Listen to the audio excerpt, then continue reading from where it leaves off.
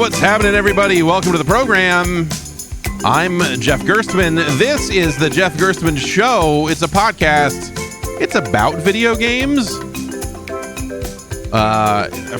While there are still those, we're all in on that. It's here. We're mid-June 2026, and I don't know. We're about a week removed from the Summer Game Fest, as well as the assorted shows that aired around it, and I don't know. We're settling in for the rest of the year. Settling in for the back out. This is when all the video games come out. And now the payoff. We spend the first 6 months reaping, and then the next 6 months sowing, and everything comes out great, right? I mean, that's sort of the that's sort of how that's supposed to work, I think.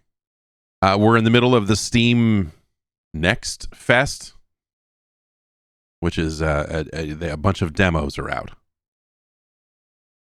And that's running through the rest of this week into Monday. I don't know. I have never been a big demo person because those games come out eventually, and it's like I can look at them then. There are so many games out right now that spending a bunch of time going like the demos, is like, well, I don't know. There's a bunch of other stuff. I don't know. The Sprawl Zero demo is probably the one that I was most attracted to. That's been on my wish list for a little while here. It's a first-person shooter, kind of in the vein of, maybe I think from a distance, I think Sprawl Zero looks a little bit like Quake 2. Like aesthetically, the form factor of the guns and just the little bits and pieces of how that stuff looks. But gameplay wise, that's not really the game that they're making. It's a game in which you seem to only be able to hold one gun, and that's more than enough, because when that gun is empty, you throw it at people, and that's fun. And also you have like gravity gloves that you can use to like pull guns toward you. And so, hey, zap, so you zap a gun into your hand. They give you like bullet time, and when you kill people while bullet time is active, health pops out of them, and so you end up in this cycle of make things slow, shoot a bunch of people, throw your gun at someone, grab another gun, go pick up this health. You're kind of popping in and out of slow motion all the while, and navigating this environment, that has a nice look to it, and the shooting feels good. The gravity stuff feels very crunchy. Like there's a lot of stuff in the environment that you can kind of grab onto and fling at people as well. Or, sometimes you are pulling holes open in walls with it and yanking walls apart so you can keep moving. I don't know. Like it's, it's the sort of demo that like I played some of it just because I've been wanting to, like after seeing a trailer of it a while ago and throwing it on my wish list, I was like, oh yeah, I need to look at this, and played a little bit of it. I was like, cool, I don't need to finish this demo. This is a game I'll play when it's out. You don't need to sell me on Sprawl Zero. I'm in on that. I want to see that thing. There's also a game called, oh god, is it Wind Runner? That I wanted very much to. Wind Runners. There's a demo for Wind Runners out now. I was drawn to this because it looks a little bit like Luftrausers, which is an amazing video game. You should go play Luftrausers if you haven't. It's the only good Vita game.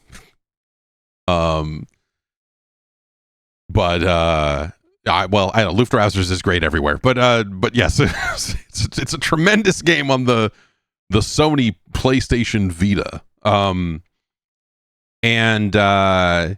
Wind Runners is very similar looking and also not. Wind Runners is trying to do sort of a it is a roguelite take on that, on like flying a little plane around between levels. You get new missions for the next level, like, oh, there's a truck and you need to blow it up. or there's hey, there's some cannons here you need to kill, and pick one of these 3 power-ups, that sort of thing. Power-ups seem interesting. I don't especially like the music. The look of it is like okay in spots, and I think it feels good. But boy, is it really hard for a game to escape the shadow of Luftrausers. So yeah, I don't know. Windrunners just made me want to reinstall Luftrausers, and that is my recommend. That's Jeff's pick to click for 2026. You should reinstall Luftrausers and play that. Like, delete your progress. You should. I did everything you could do in Luftrausers. and I am ready to delete all of that progress and play it again. So, and the soundtrack is so good in Luftrausers. Oh my god, you should play some Luftrausers. Let's take a break. We'll come back. We'll talk about some more video games that are also not out. After this, man, seriously, go get into some Luftrausers. Not right now. I mean, after the show or during the show. Go play Luftrausers. It's 2026, and you don't have time for jeans that feel like garbage, jeans that don't fit. That's why the perfect jean is here for you, because they make jeans that fit, and they give them a little bit of extra stretch in some of these models here that can feel great, feel better than the kind of stiff pair of pants that you might be used to. It's even if you're spending a lot of time sitting at a desk or something like that, it's like sometimes this stuff just bunches up and feels weird. Jeans from the Perfect Jean are perfect for you. So no matter what you're into, if you're out and about, they stretch, they feel good, they look great. If you're going to work and sitting in an office, if you're out, like doing a lot of desk type work, they're comfortable in that situation too, because they don't feel like that stiff, scratchy, useless denim. And that feels great. I wore the Perfect Jean out at an event and felt great the entire time. They look nice, and more importantly, they feel comfortable on top of that. They're also well made. They've got great details. These are jeans that are going to last and stay with you. They've got reinforced belt loops so they don't like pull away from the waistband after, you wear them for a while. Higher stitches per inch than the average pair of jeans, to help keep them together. These are details that can help separate the Perfect Jean from, these other pair of jeans you're getting that you have to replace like every year, every 6 months or something like that, because they're just falling apart. The Perfect Jean is here for you to last. And right now, you can get a deal. That's right. You too can get the jeans that Patrick Sherman said are crazy comfortable. The quote here is, "These jeans are crazy comfortable. I like to wear them lounging around the house during the day instead of looking like a lazy slob in pajama pants." Good going, Patrick Sherman. You wear them how you want to wear them. They're your jeans. And right now, you can get 15% off your first order plus free shipping at theperfectjean.nyc, or, you could Google The Perfect Jean. Either way, use code Jeff15 for 15% off.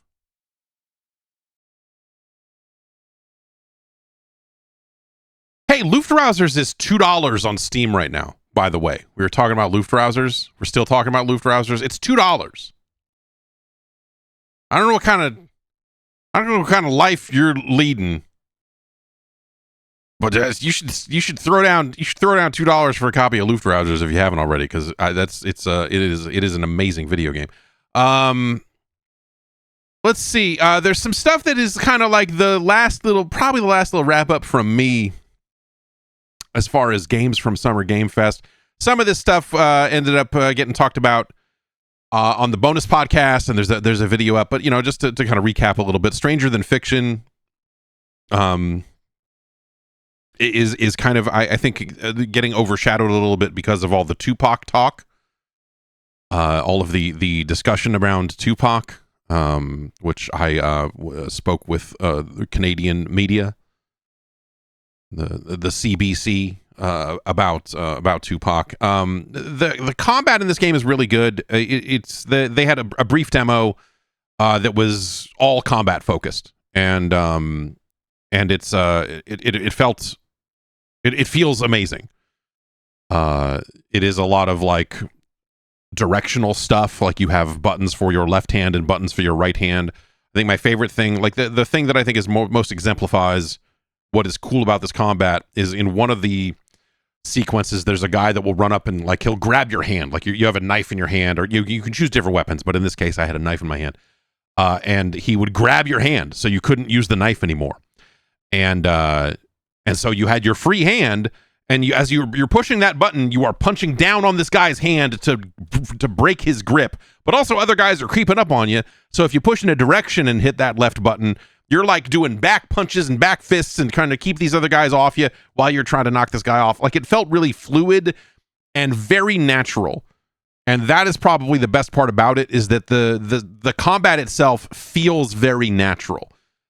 And sensible. It is rooted in the idea of sometimes when you're punching, you need to turn your body. And so lefts and rights in combinations make a lot of sense. And I think a lot of that stuff is pretty cool. It's a shame that it's all being kind of overshadowed, I think, by the Tupac stuff. And there's been some quotes from RGG Studio about this stuff, kind of in the wake of some of this, where they've said, oh, yeah, we didn't just check with the estate, his family's involved. And because that was one of the big concerns was, Tupac's estate is not being managed by the family, and a lot of stuff. There's some stuff there, but there was also some quotes. I wish I remembered where these quotes came from. I want to say maybe it was Game Informer. But it was a lot of what would Tupac be doing if he was still alive? What would he be like? What would he? And it's like, what? That's way more than you're. That's way more than you should be. Why would you say that about what you're trying to do with your video game where you have Tupac's likeness in it? That's not a sensible thing at all. And so that's pretty. I don't know. Like some of the stuff they've said publicly in the like since Summer Game Fest, I think has been kind of ridiculous. On top of all this, and so I don't know. Like that continues to kind of overshadow the game itself, which is a real shame. Because I think the thing they're doing is pretty neat, and the combat feels great. It's a great. It feels like something dramatically different from the Batman style combat that I think is kind of permeated so many melee combat video games, and so it's nice to see something that feels different, but also still feels great and still feels up to the task of handling that concept of like one versus many. Like that's what the Batman thing was designed to do, right? Is like, okay, Batman's surrounded by dudes. How do you take out these dudes in a sensible fashion? And this is just another way to approach that. And I think they do a really good job with that. Turok Origins. I played Turok Origins on the Switch 2. And that feels neat. That's a neat video game. I don't know.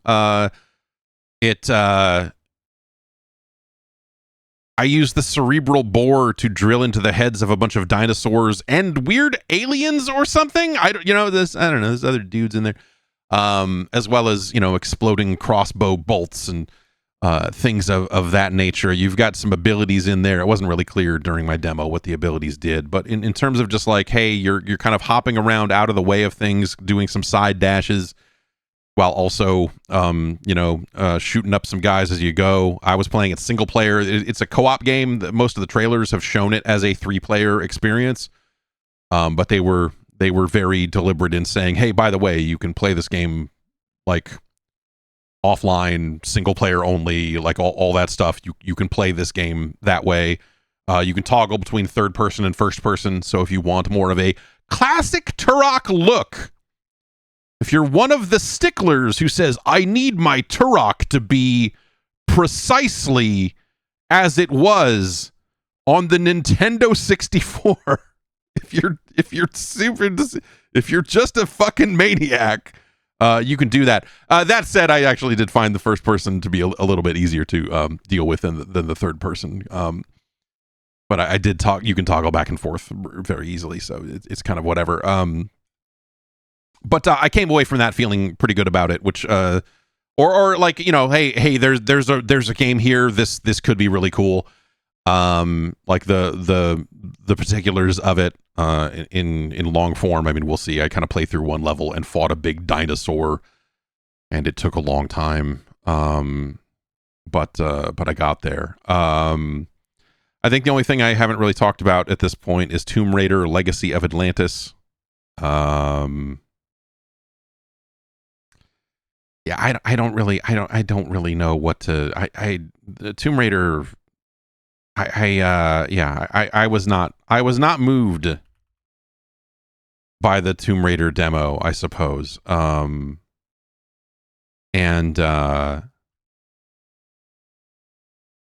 They've you know, so what they showed was a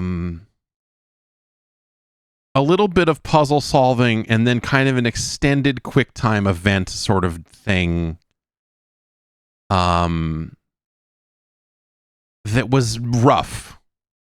Like, there were things about it that were rough, and some of that stuff I think is on me because, like, so they've got things in the environment like logs. Like, if there are logs that are vertically leaned against a wall, 2 or 3 of them, that's something you can jump on and double jump up off of, which was not immediately clear, and so it took me forever until someone came over and said, yeah, you can jump off those. And I was like, okay, well, okay. And I said to the guy, I said, well, I'm colorblind. I don't know. Maybe this just don't stand out. He's like, oh, well, we haven't done any of the accessibility work. But I'm not sure that there was a straight up accessibility thing, and more of just like I don't know that these logs really read as something you can jump off of. And why can we jump off these logs and not the wall right next to it? The wall looks much craggier and easier to jump up than the logs do.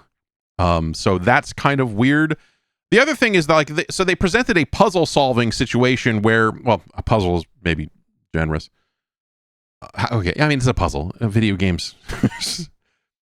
There's 2 gears that clearly, and there's a handle you can pull, and when you pull it, the gear turns, but the 2 gears are too far away. They're not connected. And you look and see there are pillars where 2 more gears could go on, and where are the gears? So you've got to find the gears. One of the gears is very close by. One of the gears, you have to jump up these logs that I couldn't see and go and do all this other stuff. And to eventually get it and have it fall down a waterfall down into where the gear is needed to solve the puzzle. And they give you a scanner. They let you scan the environment, and it really feels like someone just sat down and said, shit, man, how do we get people to realize that this is a puzzle that needs to be solved? Or how do we get Lara Croft to say something about the gears that guides the player? And so when you pull out this scanner and go blah, blah, blah, blah, blah, blah, around the environment, it'll highlight plants that you can pick up because there's like a crafting system for crafting healing items and stuff like that. But also, like, she can look at the gears and you know, quip about them or whatever a little bit. That felt real. As a reboot of the original Tomb Raider, it felt like that they are overcomplicating what was a fairly straightforward action game. I'm not exactly a fan of the original Tomb Raider to begin with, but it just seemed like a very strange way to tackle what is like a very, you know, standard kind of puzzle to solve. And the scanner thing just seems really strange. To do this like vague Metroid-like thing in this game that, like, oh, well, I don't know, maybe the things should pop in the environment a little better, and then maybe you wouldn't need a scanner to look at this stuff. I don't know. Who could say? I don't know. So you go through this whole process of this, putting these gears into this thing, and then that makes the waterfall shut off, and then you can walk through a door. And then I think time jumped forward. I think they weren't. This was not a contiguous piece of game. I was left with the impression that like that's one thing, and then they wanted to show you this other thing, and then they just made it so when you walk through the door to this temple, it just warps you to somewhere else, so you can do the dinosaur fighting. There's a lot of dinosaurs in it. This is again, I've managed to block out a lot of Tomb Raider, the original Tomb Raider, after all these years. But I remember there pretty much being like a dinosaur in that game, a single T-Rex that you fight at one point, and it's crazy, and you're like, what the fuck? Why is there this? And in this one, and am I right about that? I'm asking chat at this point because that is vaguely how I remember it. Okay, so there are little dinosaur, So yeah, that's okay. There are raptors as well. Okay, so that is how it goes here. You're shooting a bunch of little dinosaurs. It takes her a long time to reload the guns, so there's sort of a empty your weapons at them, and then you kind of have to run around a little bit while she reloads. You can do a slow-mo kind of Max Payne-ish dive. And you can kind of dive and shoot the dinosaurs, and that's pretty effective. And they had you kind of running away from the T-Rex in a sequence that opens very Crash Bandicoot-like, meaning you're running into the camera. Which I don't know, why. Like Crash Bandicoot did that, and it was like neat at the time because no one had done it, and then you look at it and realize like this actually kind of sucks to play. And then they did it again in Uncharted all those years later, and you're like, oh, this is fun because it's like a throwback to when they did it in Crash Bandicoot. Boy, they sure have learned a lot since then to not do this very often, and so, to now have it in a Tomb Raider game on top of all that. Like, I don't know why we're in this.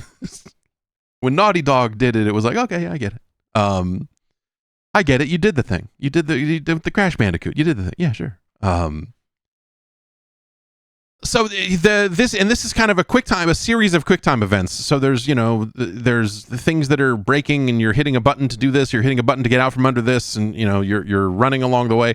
But then it is mixed in with like little bits of like kind of action platforming kind of things where there will be a grapple point above you, and you can hit the button to swing across, and then you swing across and you land weird, and you're sliding, and it looks like you're going to slide one way, but if you don't notice that there's like a log, like a fallen tree or something, and you don't hit the jump button to land on the tree, you just die, and then you get to do the whole sequence again. And even sometimes, and this is where I say the demo was a little rough, because like there were times when I made the jump and then she glitched out and fell off, or there's like a rough demo, like not not production quality, whatever. They're still working on it, so it's not. I don't think that's like the end of the world type stuff, but the sequence itself was more just like,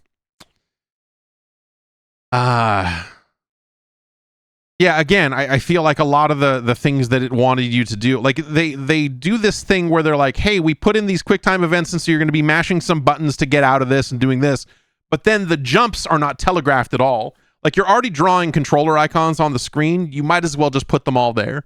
Like, oh, you want me to jump here? Okay, I'll jump here. You want me to run up this thing? Okay, good. Like, just go full Dragon's Lair at that point. Just, like, make the fucking tunnel glow, and let me push to the right to dodge the fucking evil fucking knight on the chessboard, whatever. So, yeah, I don't know. Like, it feels very... I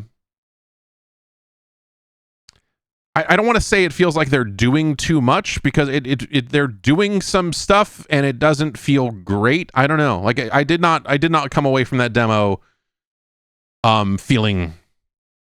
incredibly impressed by it. I also didn't really come away from it feeling like finally a true homage to the original Tomb Raider, because the original Tomb Raider is a lot of things. The original Tomb Raider is someone trying to make a polygonal 3D take on like Prince of Persia in some ways, like it's very much about lining up your jumps, and then you push the button to make her hop backwards a couple of times, so you're all lined up, and then you got enough distance to make the run and jump, and and I think that like when they did, was it Tomb Raider Anniversary? That felt like a decent way to modernize Tomb Raider. I felt that they kind of sanded over some rough edges with that original game, and Anniversary felt like a pretty good, like that was a good window for kind of the traditional Lara Croft game, the traditional Tomb Raider around Anniversary, and then you know, some of the stuff that was coming out around it. Or like there was one game after Anniversary that I remember being pretty good specifically. Anyway, but Anniversary was like pretty good in its day, and so I don't know, to remake it again is kind of ridiculous, you know, just anyway. And then also this just doesn't feel, I don't know. The demo they had did not feel like a modernization of Tomb Raider. It felt like we're taking this story and making a very different video game to me. You know, they've got like, okay, now we've got some slow motion this and that. And, you know, like you're certainly climbing on things, and you're certainly climbing up walls and grappling from point to point with your grappling hook. And like, there's certainly like navigation, like the whole sequence of getting the second gear is very much you doing Tomb Raider shit for a little while, but it doesn't feel right to me. And I'm not some stickler for, you know, I'm not over here, holding out hope for a faithful recreation of the original Tomb Raider, or even Tomb Raider Anniversary, you know, which was good in its day. But at the same time, this just doesn't, I don't know. It doesn't, this just feels like someone sat down and made a video game. Like it doesn't feel like it's capturing the stuff about Tomb Raider. The scanner feels really out of place.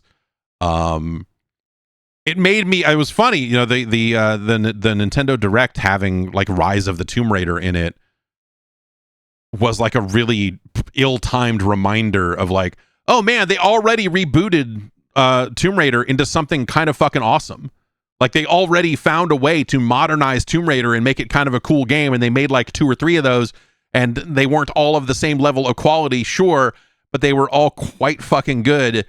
And in some ways like created a great path forward for Tomb Raider to take. And so to see, you know, like obviously years have passed since those games, and so obviously we must reboot again. That's just the way of things. But yeah, I don't know. This does not this did not leave me feeling like, oh yeah, great, I can't wait for the new Tomb Raider, which that last set of reboot games, that reboot trilogy, did a pretty good job of like, oh, now it, like, dude, I never, you know, I was kind of a you know, not super into the early Tomb Raider games, but these are badass, these are great, these are cool fucking games. Again, very different games, like not faithful recreations of the original, you know, the first 3 Tomb Raider games or whatever. Remember, I guess it was Tomb Raider 2, right? I feel like EGM and like all the magazines had that shot of like, it's Lara Croft and she's wearing like a fucking parka, and there's a snowmobile because she's going to be in the snow. Whoa. And people were like blown away at the idea of Lara Croft having different outfits. Simpler times, I suppose. But yeah, I don't know. The demo did not move me. It just, yeah, I don't know. Like we've seen a lot of like, hey, you're going to adventure through the jungle and you're going to, you know, gonna traverse this and shoot this stuff. And like, you know, outside of even just Tomb Raider, obviously there's been dozens and dozens of games that have taken cues from the Tomb Raider games and done things with that over the years. I mean, even the Uncharted games to some degree, you know, traffic in that type of story and setting and climbing, certainly. But yeah, I don't know. This doesn't feel like a particularly great one of those, and we'll see how the final game kind of pans out. They're also doing some AI stuff with it. There's been some, you know, some coverage of that as well, which is, you know, disappointing on its own. But I think, you know, even if you can set that aside, I just don't think that this is a great game. You know, and maybe they will pull it off by the time the game ships. But the demo they showed was very much like, yeah, this doesn't seem like it's going to be a great game, regardless of your feelings of Lara Croft and Tomb Raider in just a general sense. Like this does not feel like an especially great video game. But we'll see. That's Tomb Raider: Legacy of Atlantis. I believe it's out early next year, right? They pushed it into February. Wow.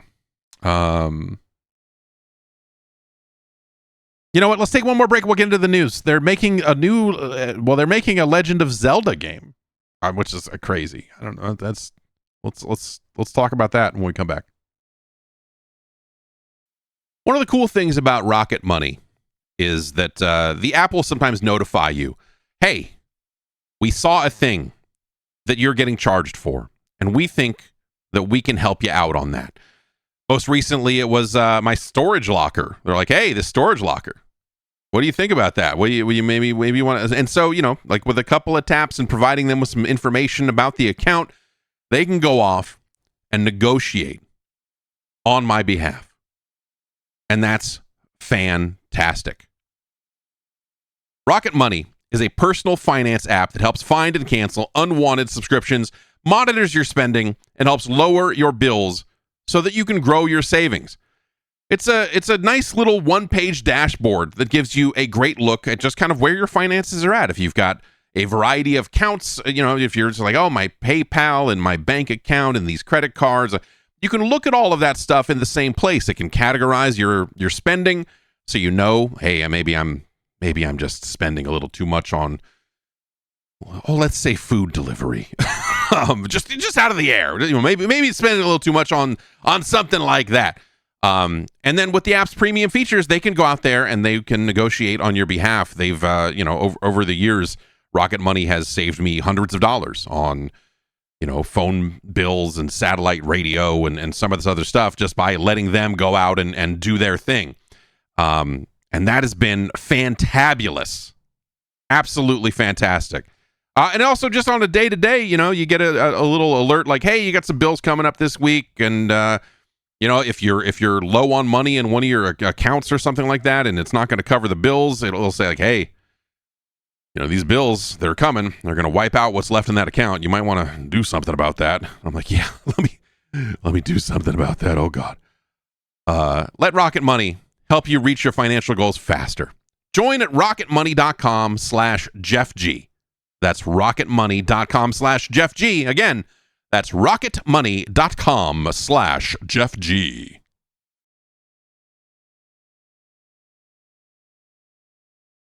The Legend of Zelda. They're going to, I don't know if I've heard about this, but they're going to remake the 1998 classic, The Legend of Zelda, The Ocarina of Time, which is a video game that was released on the Nintendo 64. It's one of, it's one of 2 to 3 Nintendo 64 games that were good. And so it stands out that way. And so of course, naturally, they're going to remake it. They did not show much of it at the Nintendo Direct. They closed with it. It was just a picture of, here's Link sleeping and a pretty underwhelming presentation. Maybe this would have been less underwhelming if the existence of the game had not leaked months earlier. And so everyone was expecting it here, and to then have it be this very light presentation was unfortunate. But in the end, who cares? It's just a trailer. The game will be coming out sometime this year. There was a tiny little bit in these early days as we are scrounging for any detail we can get. There was a sentence that was not displayed on the website for the store page for this remake, which Nintendo has a store page up, and there was not a lot of detail on that page. But if you looked at the source code to the page, you could find this sentence, which has since been removed. The N64 Classic reborn as a full remake for Nintendo Switch 2. Experience Ocarina of Time with stunning visuals, updated designs, and timeless gameplay. That's it. So, presumably that is all accurate information. that they just did not surface because, you know, they for whatever reason, you know, the design of the page didn't lend itself well to having a summary sentence. But on the back end of their tools, probably everything needs some kind of summary sentence in there or something, and so that was written in there. If we assume that is accurate, well, I don't know. There's not actually much to glean from this other than it's a full remake, which I think was pretty obvious from the look of the from the look of the video.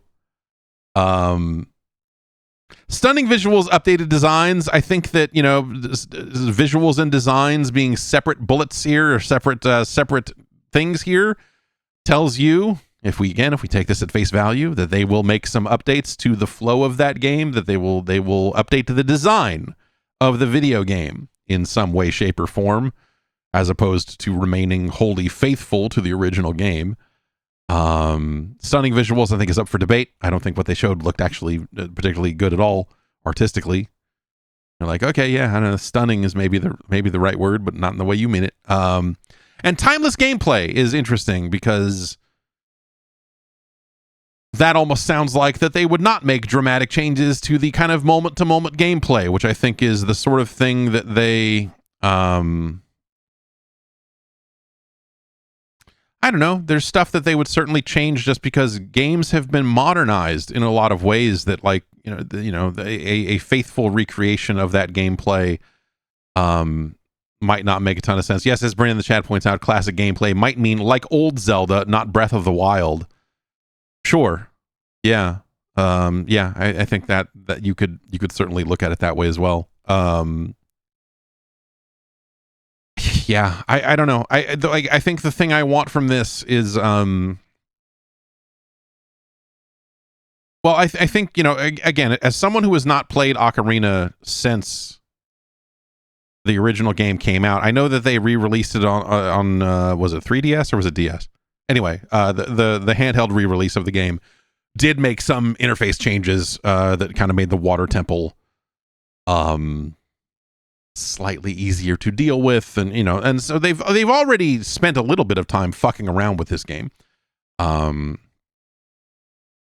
you know, I think that seems like it worked well enough for that 3DS remake. Like those changes seem to make sense. I guess I would not want a completely faithful reissue of this game. If they just said, okay, we're just making it look way better, we're going to remake all this stuff, but ultimately it's the same video game, I don't think that would work by today's standards, both from a just design of the world and again, some of the water temple stuff I think is stuff that they could probably touch up even further if they wanted to go further in that direction.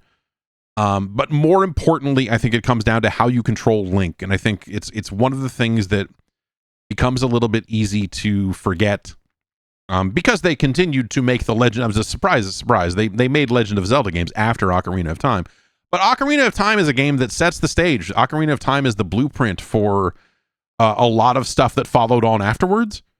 But as we got to controllers that had a second analog stick, or, you know, kind of buttons in a more normal place, they were able to kind of modernize some of those controls ever so slightly. I think there's room to probably reapproach and rethink a lot of those controls. I think what I'm getting at here is I think Link should jump. I think they should let Link jump at will. Whenever Link wants to jump, he should be able to. It shouldn't be like when you walk to the edge, the word on the button changes to just say jump. Which, again, when you look at the pile of shit Nintendo 64 controller they were dealing with, that fucking mess, like, yeah, this is what you have to do. You have two action buttons, and you have the C buttons for other stuff. You know, like this is what you kind of have to do. And so now that we are a little bit away from that, and now that we have different ways to approach things like equipping weapons and subscreens, and, you know, whatever else they want to do with, you know, shoulder buttons or whatever, I think there's a lot of stuff there that would allow them to revisit a lot of that. To the point where I think they should redesign parts of the world, because again, like, this world was designed in such a way for a character who did not jump at will. And that's a weird thing now. Like, they could certainly keep it all and people would get used to it, but ultimately that's an insane thing to stick with all these years later. And so you know, when we look at the later the later Legend of Zelda games, from basically like the run from what? I mean, I guess it's like it's Ocarina up to Twilight Princess, really. And you think about how, you know, the controls in those games sort of evolved. I mean, they did kind of get a little bit better at doing that sort of stuff. In terms of controlling Link in a traditional sort of thing. So I don't know. Yeah, it's you know, you got to give them some amount of credit for leaving people wanting more. But also, yes, in the modern, you know, when we get to Breath of the Wild, like, you know, Link can jump, and so, you know, you ask the question, you know, do you keep that in there? I think it would be really weird. And timeless gameplay, I think, kind of shoots this in the head before it even gets out of my mouth. But could you imagine a world in which they actually just recreated the story and the locations and everything of Ocarina of Time, but did it in a very Breath of the Wild like way? Like, if they made that, I think that would be bad.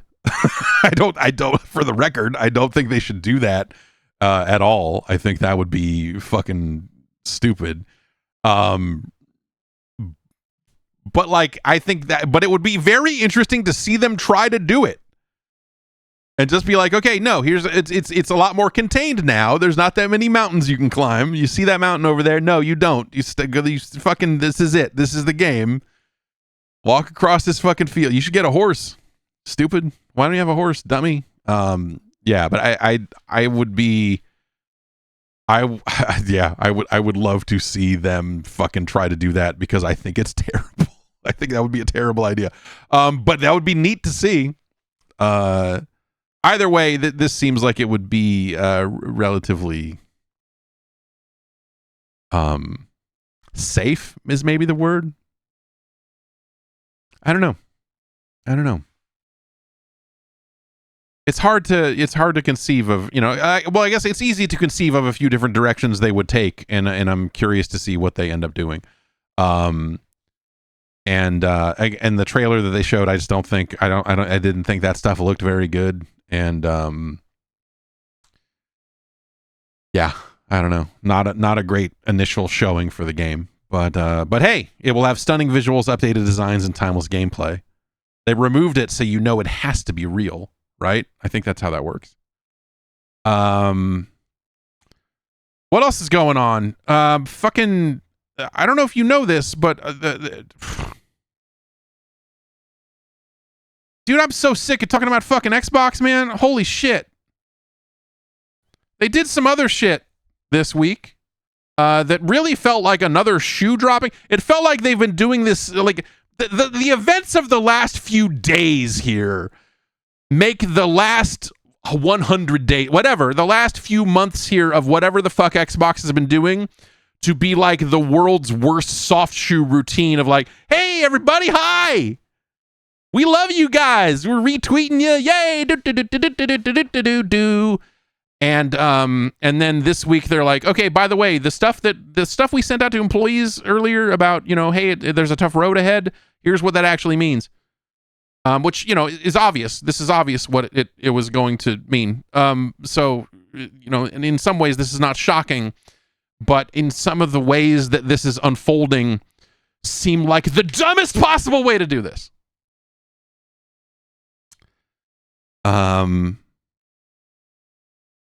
Word broke of Compulsion Games, the studio that made We Happy Few and South of Midnight, the award-winning South of Midnight, by the way, that studio was potentially going to be closed. And then that kind of got refined as kind of some more details got out to like, well, actually they are negotiating to see if, you know, and the negotiation process seems to be very murky and like, oh, is there going to be, you know, are they going to spin out to be independent? Will someone else buy them? What's going on? You know, and so it seems like that there's a potential for that outcome to happen here instead of them being shut down. But either way, it seems like Xbox is looking to is looking to divest themselves of these studios. That initially comes from Bloomberg. Jason Schreier over there has some reporting on that. And this initially started as kind of a vague, like, hey, there are significant layoffs coming, presumably after their end of fiscal year, which is in a couple of weeks here, so sometime after June 30th. And a lot of that stuff was kind of non-specific, but it's been getting a lot more specific over the past few days. And so now it is not just Compulsion, it is also Double Fine, and it is also Ninja Theory that seems to be in the mix here in a similar fashion of like, hey, maybe these studios will spin out and go independent, which sounds expensive, and I don't know how that actually happens,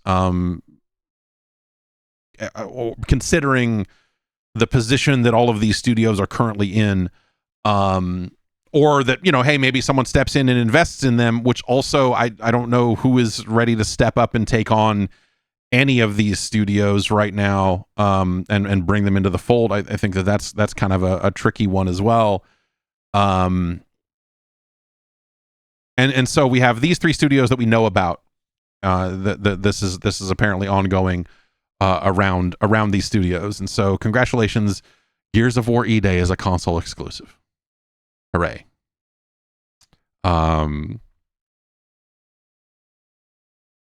This feels like a dramatic change. On top of all this, a couple of key departures here. Craig Duncan, who had become the head of studios as Matt Booty kind of ascended.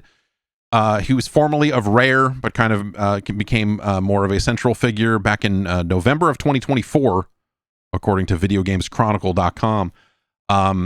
He is going to be leaving along with Louise O'Connor, who was also formerly of Rare and became the studio's chief of staff after Rare's project was canceled. And so the two of them are going to be leaving the company. That's like 20 months. That's what is that, 18 months? Yeah, about 20 months for them to be in that role. And so they are moving on and leaving the company. One is left to wonder if Rare, what is Rare on the other end of this? You know, is Rare a company that's going to just kind of oversee the rest of Sea of Thieves' lifespan and then see you later? Or are they, you know, like what's going to happen there? Double Fine, I think, you know, Double Fine just shipped 2 games, you know, like the Keeper and Kiln came out pretty close together for a studio that sometimes took years to ship a game. And so those games, you know, kind of came and went, and we'll see what happens with Double Fine. I think there's, I don't know. You want to say, hey, you're always gonna be able to find somebody that's gonna want something like Double Fine has to offer. And Microsoft for a long time seemed like a really good, solid place for that, especially because of Game Pass. You know, some people in chat saying like, oh, those games didn't sell, those games didn't do this, those games, you know, and like, yeah, you know, they were not fucking. Like, yeah, guess what? The multiplayer fucking MOBA game about pottery didn't sell 9 million copies. Like, you know, like what? The expectations on these games, like, no one is trying to make South of Midnight into the biggest game. You know, like oh, we've got to sell. You know, what's the Mountain Dew flavor that we can make for South of Midnight? Like, you know, these games are not supposed to be that big, that size, whatever it is, you know, like they're not supposed to be on the hook for X number of sales or these games are and Ninja Theory, you know, the Hellblade games I think are in a similar boat, right? Of like, hey, these are games that are well regarded in one way or another. It is not like, I don't think the Hellblade games have been especially fun to play, but it's very interesting that they make them. And they're the perfect games when you're running a subscription service. These are like high touch games. These are games that are winning awards in some cases, that are well regarded, that you put on a subscription service, because you can't have every single game be some home run out of the park thing. You need to have a portfolio of games to round out what you are offering to players. And so those games make a ton of sense in an environment where they're focused on Game Pass and all of that. You go like, okay, yeah, it makes sense to greenlight another Hellblade if you are expecting it to do something on Game Pass. And so, you know, this isn't something where you're like, oh, it's gonna Hellblade 2, Senua's Sacrifice, whatever is gonna. This is the game that's going to be massive on PlayStation 5, you know, like, or whatever, right? Like, you're not going into these projects assuming that they're going to be huge sellers. You're going into these projects ideally at the right budget, and it sounds like some of the budgets on these games, you know, maybe didn't stick to where they needed to be. I don't know, you know, if there was a number going around for South of Midnight saying like $100 million, which seems like a little too much money for that game. But, you know, sometimes shit happens. Like we've also been through the pandemic through some parts of this stuff, and that's fucked up a lot of budgets. And, you know, like yeah, some games took longer to make, and you got to pay your people. So yeah, you know, that sometimes that shit happens, but that's not something that happens on every single game. So like, what are you doing? So yeah, I don't know. I look at this and it makes me think of a couple of things.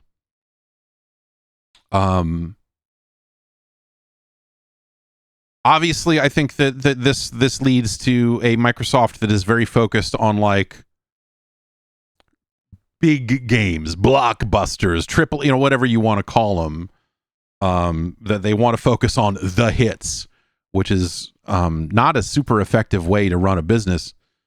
I feel, because you can't guarantee that those games are going to hit, and so if your entire portfolio is made up of these super expensive games, then anytime one of them doesn't hit, it is a huge problem.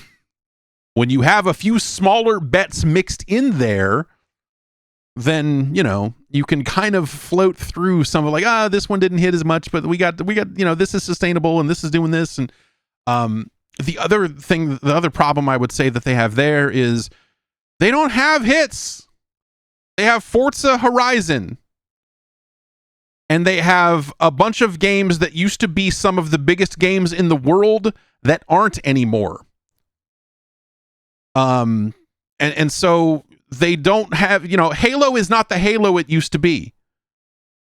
Gears of War, the new game looks very interesting, but is that going to be some massive mainstream appeal? Is that, especially now that it is not coming out on the PlayStation, so one fewer platform, one fewer addressable user base for that thing. Like, what? Okay. Is that going to make its money back? Probably not, because that game's been in development for fucking ever, and that studio had another game that got killed at some point, and so, you know, those people have been getting paid for a long time. When we extend it out a little bit, you got Minecraft, you've got Call of Duty, which sounds at least a little bit promising this year, considering last year's game was a disappointment.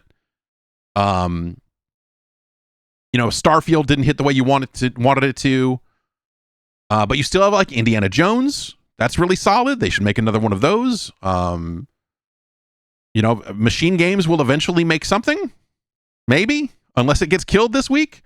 Like, think about this. They're out there, you know, like we're out there talking about Ninja Theory like they might shut down. Ninja Theory's new game was just announced on the fucking Xbox showcase. What the fuck are you doing? Like, it feels like these are a lot of bad decisions, or you know, potentially like sensible decisions, I guess. If these are the pressures on the business, you've got to make some moves.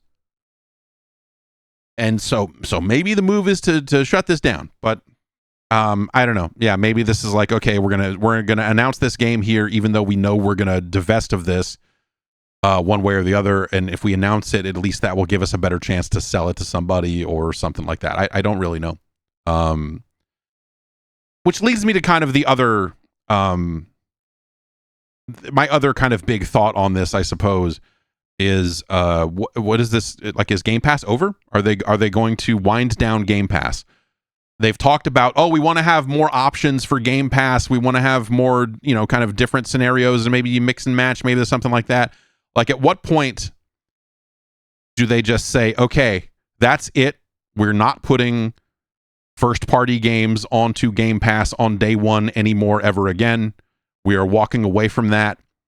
And much like they gave the line of like, hey, we think our single-player games are going to stay exclusive to our platform and multiplayer stuff will go everywhere, which is Sony's exact strategy.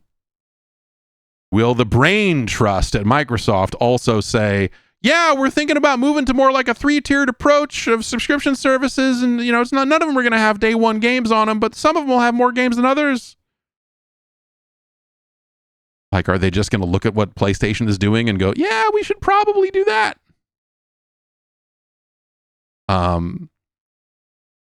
Hard to say, but the pressures are different now, right? The pressures for Microsoft as a company, the pressures for Xbox as a division of Microsoft, I should say, are very different now. When Game Pass was launched, when Game Pass was conceived of and launched, you had a CEO of Microsoft that was getting out there and saying, oh yeah, we're not a software company, we're a services company. We want to subscribe, you want to subscribe to Office 365, you want to do this, we're going to make people subscribe to this, like subscription. They were all about that service life, son. And so if you are Xbox and you are struggling to fucking fight in the hardware fight and you're dealing with the Xbox One, which is really shit the bed in 9 different ways, and you've got to find a way to keep the division afloat, you're going to come up with something that aligns with what your CEO is going out and talking about nonstop. You're going to go, yeah, services, okay. And you're going to craft Game Pass. And it made perfect sense at the time. And it worked until it didn't, I suppose. And it worked as long as it was growing. And then they acquired more stuff because a subscription service is nothing if not extremely hungry for content. A constant flow of content. And Microsoft has not had that from their first-party studios. Certainly through the pandemic, as soon as 2020 hit, a bunch of their games got delayed. Like, they got fucked over by the pandemic worse than some other companies. I couldn't tell you why. Maybe they just didn't adapt as well to work from home. I don't know the particulars of that, but it really feels like they took it on the chin during the pandemic, whereas PlayStation's gap in their release calendar happened a little bit later. And so now we're at a point where, like, does PlayStation have anything? Like, there's still kind of something weird about the cadence of releases on PS5. But that happened a little bit later. Microsoft kind of stretched out in this very awkward way, but happened really kind of immediately. And so it makes perfect sense that they would come up with Game Pass, and then they run into trouble because suddenly they don't have the content to fill that pipeline. The first-party content that is the major driver, at least in mind share of like why you would sign up for Game Pass, that idea of I'm going to get all their biggest games on day one is a very powerful thing until you realize they don't have any big games. What the fuck am I paying for? Like, all of that stuff starts to crumble. And so that leads to a knock-on effect of like, okay, we got to get out there. We got to spend, we need to provide more money to the third-party side. We need to get day one indie games. We need to get more day one third-party releases. We need to go out there and pay Atlas to put Persona games, like whatever, right? They're out there doing Game Pass deals with third parties, which then has the additional knock-on effect of some Japanese third parties seeing Microsoft open the wallet a few too many times and going, oh, dude, don't announce an Xbox version. They'll show up with a checkbook. Don't worry. And so you see how Game Pass starts to spin apart as a business a little bit through some of these situations, right? And so here in 2026, almost a decade later, Game Pass is, like, the world is very different. It's nice to think that a subscription service for gaming could work, but ultimately, with the budgets for new games going through the fucking roof, game prices have increased. Like all of the pressure that puts onto every single new game that comes out, Game Pass needs to be holding up its end of the bargain by growing and growing and growing and growing and growing. And as soon as that thing stops that path of growth, the whole thing fucking falls apart. And I think that's the situation that they're in right now. It's the situation that led them to put games on PlayStation. Because the exclusive that they were selling, you know, you've heard their strategy guy get out there and say like, well, a console, like if you want to buy a console, you need to have a reason to buy it, which is, yeah, no shit, dude. The thing that they were selling as the exclusive, as the here's why you should buy an Xbox, was Game Pass. You know? It was like, hey, yeah, you can definitely go buy, if you want to go pay full price for these video games, yeah, I guess go get a PlayStation. But if you come over here, you only have to pay us, you know, $23, you know, whatever it was, $20 a month, and you get all of it, and you don't have to worry about it. And I'm like, yeah, okay. That's a reason to choose Xbox over PlayStation. For some, not for everybody, you know, depending on what types of games you're into and how dedicated you are to paying for this stuff and all of that. Maybe you go like, yeah, you know, hey, it's time to get in on this generation of consoles. I'm going to go buy an Xbox Series S, and I'm going to go get Game Pass, and I'm going to play a bunch of video games because there's a bunch of video games. There's a ton of third-party stuff and this and that. But when the bottom drops out on the big first-party tent poles, suddenly that subscription service does not look as rosy and as fun as maybe it initially seemed. And then you raise the price on it because suddenly you put Call of Duty on there thinking, well, this is gonna stoke the sales, this Game Pass, the knock-on effects of this, and maybe we take it on the chin this year, but as we go forward, we're gonna get there, and this will all work out at the end. And it didn't. Call of Duty came out. It was not a good year for Call of Duty, which certainly doesn't help this case. But you had, you know, some rough fucking years for Call of Duty. Alongside these, like, okay, you know, these are the contract years, baby. This is the pressure situation. We need Call of Duty to provide a bunch of Game Pass subs, and it didn't. Even Black Ops 6, which is a great game, did not make those moves. And so now you've got some reports claiming that because they put Game Pass, or rather because they put Call of Duty on Game Pass, they lost like $1 billion. Which, yeah, probably. I don't know. But this, you know, the other thing to kind of encapsulate this, you know, as we kind of move forward through time, right? Game Pass made a lot of sense when they did it because of what the company was promoting, what the company was pushing, all of that shit. Now, that same CEO doesn't talk so much about software as a service. Now he just talks about AI all the time. And now Microsoft is throwing as many resources, seemingly as many resources as it can muster into AI. And this has had some knock-on effects on different divisions of the company. I think Xbox, certainly, but also Windows. You know, Windows 11 has taken a turn. Windows 11 has, it's not quite gone to shit, but Windows 11 is in such a bad place that they had to get out there and say, we're going to fix it.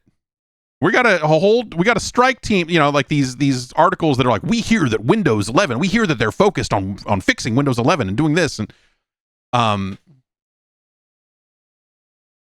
because the worm has turned on Windows 11 in a lot of ways, that people are done with it. People are like, fuck this. You've got more and more people thinking about, if not switching to Linux, which is unheard of. This is ridiculous. You know, because of Windows 11 getting stagnant. And some of that is presumably due to the number of resources being funneled into, hey, could you pump a bunch of AI shit into this OS? Because that's what matters now. Much like Xbox being good soldiers and saying, all right, here's Game Pass. You care about services? Here we are. We got a service. We got a subscription service. Let's fucking go. You've got the Windows team similarly putting Copilot buttons into fucking apps where it doesn't belong. And now they're scaling it back. And now they're like, oh, shit. Yeah, turns out this stuff all sucks. We knew that going in, but that was the mandate. So here we are, and now they're going to try to fix some of that stuff. And so Windows has taken a bit of a reputational hit along the way, and Xbox has taken a pretty large reputational hit as well. The kind of other thing that happens when you build your entire console around a subscription service is that third parties who want to sell their games for full price and do not want to be a part of your subscription service or want too much money to be a part of your subscription service, they don't sell games on your console either. Because you've trained the Xbox audience to not buy video games. And they gave data on this a long time where they're like, actually, in our findings, Game Pass subscribers buy the most games because when games go away from Game Pass, they get to buy them at a discount. And third parties have not really signed up for that story. And every game's going to be a little different and what have you. But like, there's been enough cases of like, hey, these third party games just didn't sell on Xbox. That you just look at the trend and go like, yeah, I mean, yeah, you're training Xbox owners to not buy video games. And wait for it to come to Game Pass if it isn't there already. And that can't be good. That's not good for your relationships with the rest of the video game industry. That's not good for third parties who are spending, significant resources to make sure that the Xbox versions of their game work well, especially in a situation where they have to account for the Xbox Series S, which, results in some amount of additional work. You're finding, and this has been going on for a couple of years, you'd find third parties that would be quietly grumbling about Xbox in the way of like, I don't even know why we're fucking putting our game on Xbox. Like, no one's going to buy like this. No one buys this version of this game. It's just a waste of fucking time. We have to do it because that's just the way of things. But like, really, we should stop. And you had more and more companies starting to think like, man, we should stop. Like, these are relationships that now have to be repaired. And so when you add all that up, you could probably build a pretty decent case for walking away from the Game Pass as we know it today. And walking away from it as a carry-all, it's got all the first-party games, all that other stuff, and say, like, hey, actually, we need to make this a smaller service, and yeah, we're going to lose a bunch of money on it, but for the overall health of our platform going forward, we need to make this move. If they were to do that, I would not be like, oh my God. I'd be like, yeah, I guess I see why they would do it. Strategically, I think maybe it makes sense to steal Sony's, idea, which everyone gave Sony nonstop shit the entire time when Sony said, like, yeah, we're not putting our fucking, no. You want our video games, go buy them, fuckers. Like, what you want? Oh, yeah, we'll just put them in our subscription service free. Everyone called them clowns, myself included. But who's laughing now? It's Kratos and his dead wife. That's who. Anyway, that's kind of, that's it. There will be, and so people have brought up some other studios and like, oh, what's going to happen to this studio? We don't know. The only talk that's gotten out there, because it sounds like the employees of these studios have been informed about it, are Double Fine, Ninja Theory, and Compulsion Games. But like, I would not be shocked to see, fairly dramatic layoffs across the board. It sounds like that these will be pretty deep. I imagine that, like I said, Rare has had some layoffs already. Like, it's not like Microsoft has not laid people off. It sounds like that they may be laying off in the marketing department, which is, they don't have a lot to market right now. They don't really need a marketing department until they've got a new console to sell. Would we see cuts across the Call of Duty organization? Potentially. I don't know. Yeah, the head of Treyarch just left after like 20 years, so he's out. Or 18 years, a pretty long tenure. And so you have some departures like that, but you wonder, hey, yeah, if Starfield, I don't know. Yeah. How well did Avowed do? What's going to happen to Obsidian? I think there's a lot of other studios, obviously, in the Xbox Game Studios family of companies that you wonder. Yeah, Arcane's name has been thrown around a number of times, I feel like, over the last 6 months. or so. People seemed to think that the Blade game was dead because it didn't show up at the showcase, which then that sounds like that was refuted, and say, no, this game is still in the works. But like, I don't know, you know, there's a scenario where all of this works out, right? Like if you look back over the last handful of years, like there's a scenario where like Starfield's a better game, and it does better because it's better received or whatever, right? There's a scenario where they say to Obsidian, yeah, make that Fallout game. You should do that. And that they, you know, maybe don't ship 2 games and instead are ship one of those games and are, you know, deep in on a Fallout game while people still care about Fallout because of the popularity of the television show.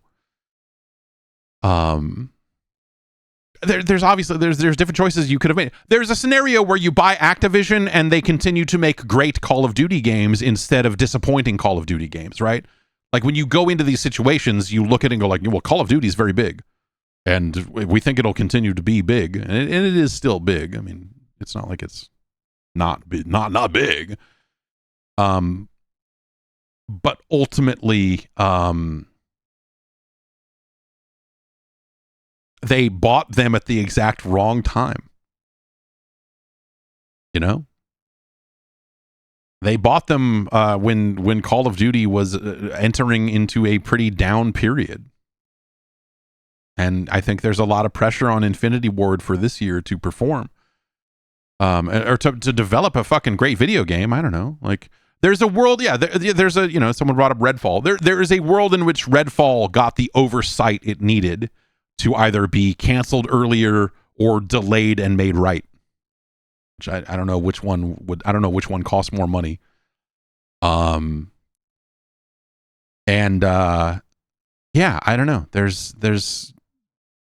There was that last round of cancellations when they canceled Contraband and that other the other game that was happening at ZeniMax Online. That sounds like it was a heartbreaker for everyone involved. And yeah, so I don't know. There's when you look at all this stuff and the way it played out, it's very easy to say they shouldn't have bought these guys, or they shouldn't have done this, they shouldn't have done that. But like, in a world where you're looking at it on the front side and going like, yeah, I don't know, we're going to ship this thing. And then also, you know, Todd Howard has a whole team working on like a crazy space game, like a, you know, it is an Elder Scrolls sized adventure, but it is a sci-fi space. And you're like, yeah, like, it's very easy to look at that and go like, yeah, dude, fuck. Let's go. Like, yeah, buy these fuckers. Like, yes, let them make that game. That sounds like it'll be awesome. And then it came out and it's not, you know, like just sometimes games don't pan out. And so that brings me back to what'll hopefully be the final point. If Xbox is going to shut down these studios or sell them off or whatever and really focus their first party efforts on making big games, massive video games, sometimes that shit doesn't pan out. And if you're putting all of your eggs into those few baskets, there's a scenario there where none of that shit works out.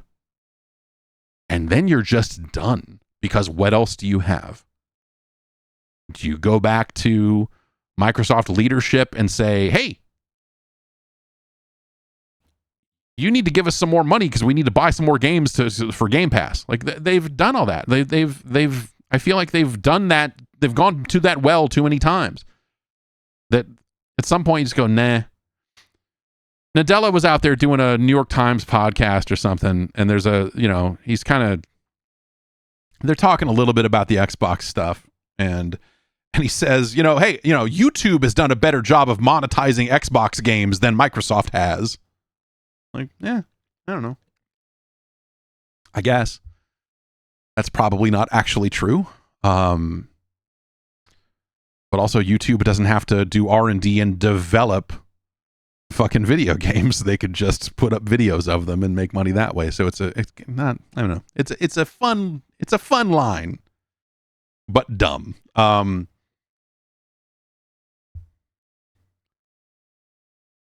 he talks about, you know, wanting to, you know, like Xbox, and we need to better monetize Xbox and whatever else. And I say like, yeah, dude, sure. Like, this is what everyone's been trying to do for all these years. And yeah, I don't know, maybe you didn't have the right people in place. It's always, you know, it's always tempting to think that a change of leadership is going to change the fortunes and you know, like turn things around or whatever. But there's some fundamental stuff happening over there, and the direction that they seem to be pushing in does not seem like one of like strength. It seems like one of, we've got to clear all this shit out and see what we have left, and then if we want to build from there, we can. But to do that in the middle of like a generational shift, and you're going to launch this new console, and what does that mean? Like, to have a bunch of people in these positions that are just like upending years of strategy, which, to be fair, that strategy was not working the way that they wanted it to. So yeah, I guess at some point, might as well do it now. Like, we're going to, you know, chase a losing strategy all the way down the drain. You know, that you gotta make those changes. And so it's tempting to look at it and go like, you know, well, okay, so the conventional wisdom would be like, hey, you need somebody that has experience in the video game industry to run this shit, because the video game industry is fucking weird and crazy to deal with. And so when you deal with all of these moving parts, whether it's, you know, securing parts to make your console, or third-party liaison, you know, like, or first-party portfolio management, or, you know, what have you, like, there's a lot of stuff that, you know, benefits from a lot of experience. But they've had a lot of people with that experience in those positions for a long time. And so I see at some level where you might just say, hey, let's bring in some people that don't have that experience, but have some experience doing different stuff, and see what the fuck happens. Because it's not like it's going great now. So yeah, bring in this analyst. Have him be our chief of strategy. I'm like, what? I guess. I don't know. Either way, they will figure it out, or they will shut it down. I don't think there's any real middle ground where they limp along here. I think they either find a new way, or it all goes bad to a degree that you're just like, okay, wrap it up.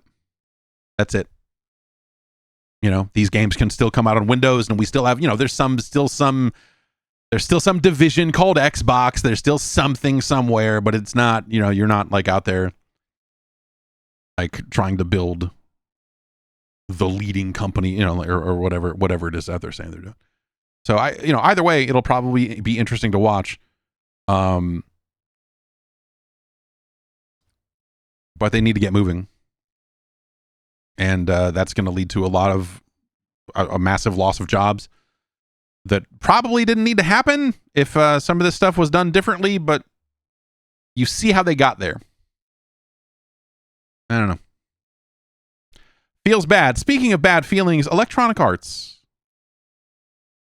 has launched a new division called EA Advertising. And EA Advertising is where brands come to play. This is about in-game advertising and trying to bring more things into games. When you consider that Electronic Arts makes a ton of sports games, ad placement and that type of integration, I think, kind of makes a lot of sense.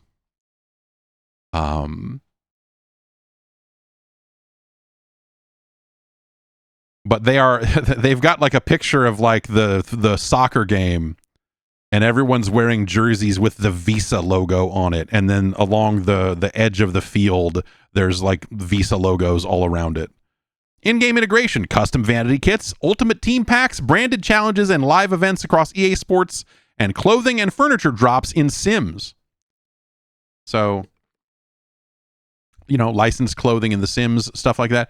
Like, this is a weird line, right? Because this is stuff that people, in theory, want. Because you're kind of in a situation where you're trying to make these sports games as realistic as possible. And if you could dress up your Sims in licensed clothing, there will be people who want that. They won't want to pay the prices that you want to charge for a fucking real licensed pair of Adidas or whatever. But it's not like the fucking worst thing in the world here. They've also got a little video of sponsored replays, branded overlays, or video spots inside the broadcast layers. So they've got like a Lowe's logo in the bottom corner and I guess not a FIFA, a soccer game thing. EA Sports presents Madden Bowl in partnership with Visa is on the third slide, because this can go IRL and experiential. This is all stuff that has been done. This is all stuff that games did a while ago. You know, I mean, they put the Barack Obama billboards into Burnout Paradise. And so EA once had I'm not going to say thriving, but they definitely were selling in-game ad space for years and years. And, you know, as games have become more online and connected and dynamic, there are more opportunities to slide stuff in because you don't necessarily need to patch it in. You know, it's stuff that you could auto download, like, oh, here's this week's sponsors for, you know, FIFA replays or whatever. Yeah, Battlefield 2142 had a bunch of stuff. Yeah, there's been, yeah. So this is, I don't know, this is more of a renewed and refreshed pitch for this type of content that they have been doing. Like they said,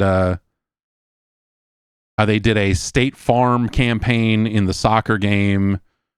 They did Coach, like the bags, or I guess the clothing and bags for The Sims. And they actually cite Skate here because they put Vans into Skate. Skate Season 4 just started. They put a bunch of Thrasher stuff into it finally. I don't think that they have the Hall of Meat in there. In fact, I tried to load the game up and it completely broke on 2 PCs. I tried it on 2 PCs and it broke in both spots. Finally managed to get the game loaded and it was a mess. I don't know. It just was not behaving properly. I'm going to reinstall it or something, figure out what the hell's going on.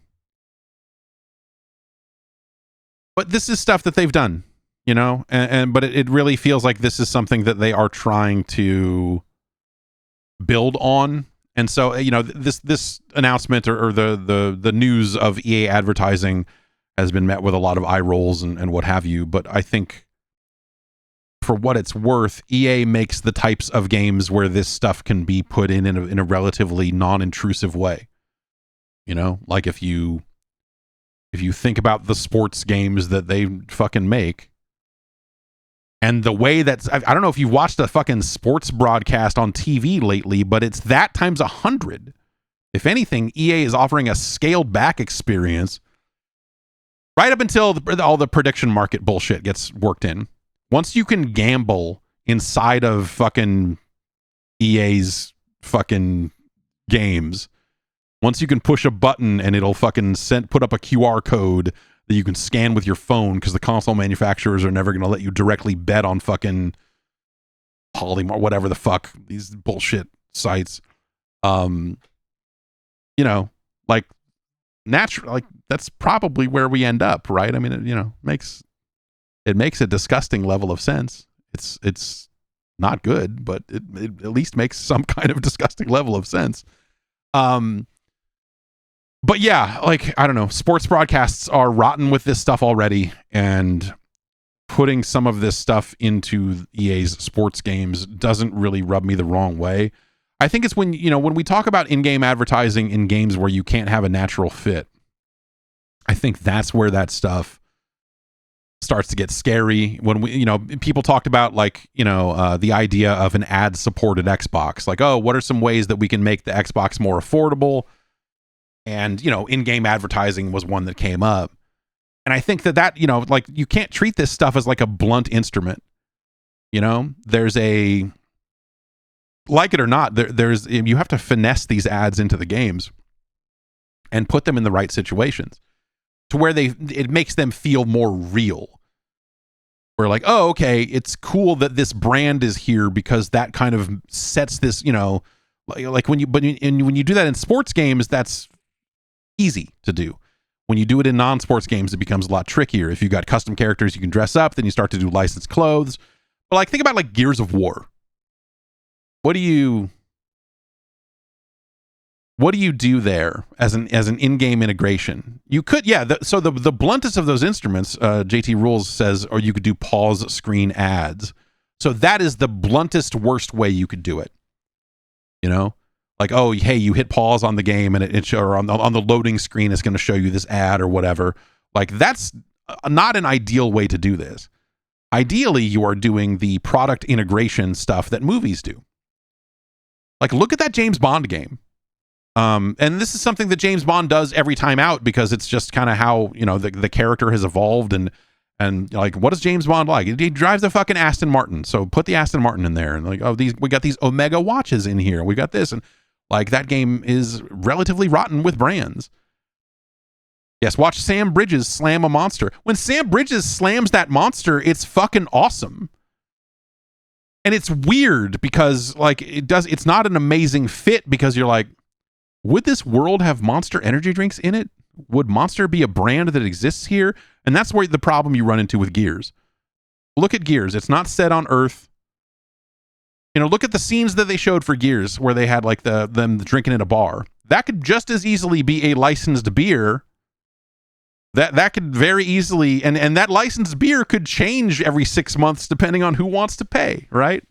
Just change the texture out. That was always the dream of the in-game advertisers when they were doing that stuff like 20 years ago.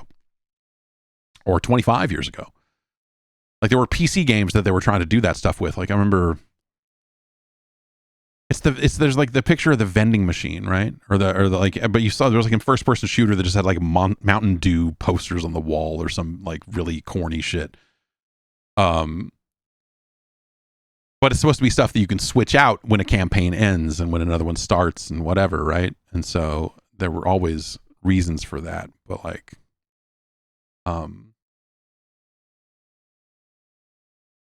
I think there are tasteful ways to do it that people have already accepted in other mediums, right? When you see a lot of product placement in films, when you see too much of it, it starts to stick out, but just the right amount of it grounds everything in the same reality that you are in. And you go like, oh yeah, I don't know, they're using fucking Skippy peanut butter. I used to love that shit. Or, you know, I don't know, he's driving a fucking Porsche, like Leon S. Kennedy, rookie cop, is driving this fucking Porsche SUV. That thing looks like a real piece of shit anyway. So like, yeah, I don't know. I think there's a way to do that. But if you're trying to subsidize an entire console and not just an individual game, then you get back into that blunt instrument territory of like, I hit the pause button or I went to the home screen and it's got this. And then at that point, you're starting to wonder like, damn, dude, I'm already blocking ads at the router. What's going to happen in these games? What's the fallback texture when the beer can doesn't load properly, you know?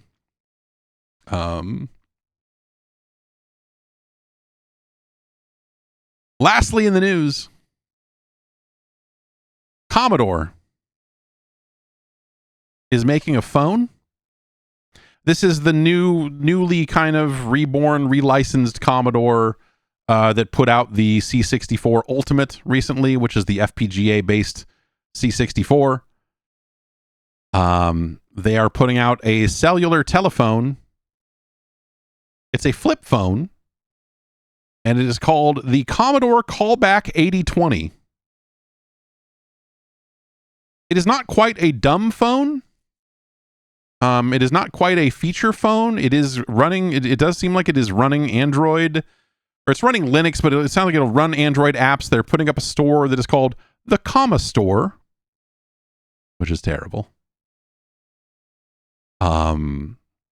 And they are saying that they have this is according to ArsTechnica.com, who has a quote here from the guy that is currently running Commodore, I guess. We've also developed patent-pending technology that will prevent these apps. Okay, so sorry, I should back up a bit. They are going to prevent you from installing social media apps onto it. And so the examples they give is you will be able to use like WhatsApp on it, but you will not be able to look at Reddit or Twitter or any of that other stuff. As a result of that, they also prevent the installation of web browsers, because obviously once you've got a web browser on the device, you can look at whatever. And so when it comes to, you know, the whitelisting that they are doing for their store that's on device, he says this: we've also developed patent pending technology that will prevent these apps, and only these apps, from being sideloaded on the device. Users can sideload nearly anything else if they want, if it isn't available on the Comma Store, but we've drawn a firm line in the sand around any apps that drive doom scrolling. On the off chance that someone finds a way around that, we've also blocked access at the DNS level. So even if you manage to get TikTok installed, you're not going to be able to reach its servers. So your phone that runs Linux, no one's going to ever be able to figure out how to get around your patent pending technology. No one's going to be able to like figure out like, man, how do I change DNS on this thing? How do I get around to the weird blockers they put in? That doesn't, okay. That sounds like an interesting challenge, except for the part where the phone is going to be between $500 and $640, depending on which color you want. This seems like a phone that should be about $50. Like, what the fuck are you doing?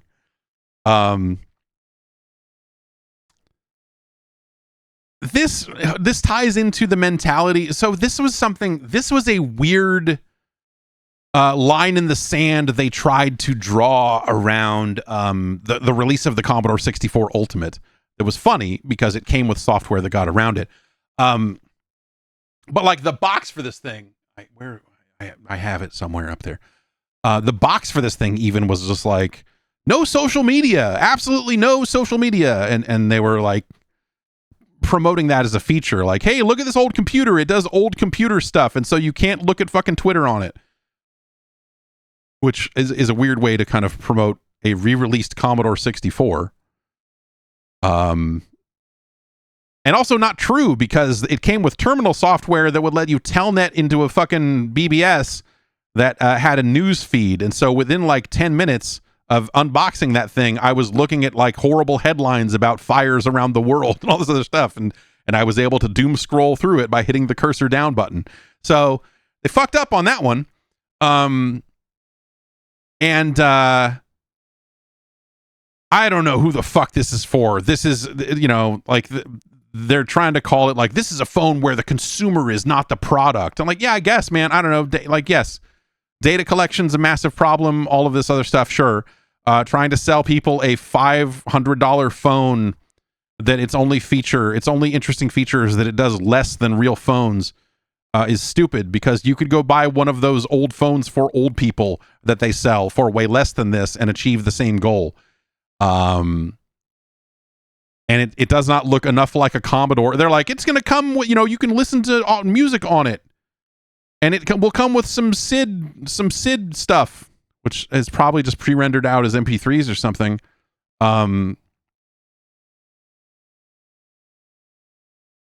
But yeah, it's kind of, it just seems ridiculous. They're going to put some C64 games on it in some capacity, which sounds like a terrible way to play those games. And it's a flip phone. I don't know. Do you want to do WhatsApp video calls on a flip phone? You can. That's the use case they're advertising. And I'll put it this way. If you want to know where they're coming from on this was the thing that struck me as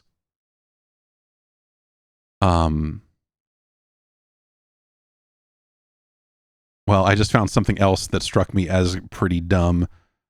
When you click through to their official website for it, the headline is, "Welcome to the Internet. Smartphones too smart, dumb phones too dumb. We built the phone in between." There was there's a picture. I can't find it right off the top of my head, but it was a picture of the phone with, like, you know, pointing at the features, and it was talking about the quality of the screen and the chips inside and whatever else. And then it pointed to the antenna, and it said, "It's got an antenna away from your head." Yeah, man. Thanks for not letting the fucking 5G worms get into my brain, Commodore. Fucking Jesus Christ. So, yeah, I don't know. These people are fucking out of their mind. It's neat that they made that Commodore 64. That thing is expensive for what it does, especially considering what a Mister does for a much lower price and all of that stuff. Even just as a Commodore 64, and not taking into account the other things a Mister can do.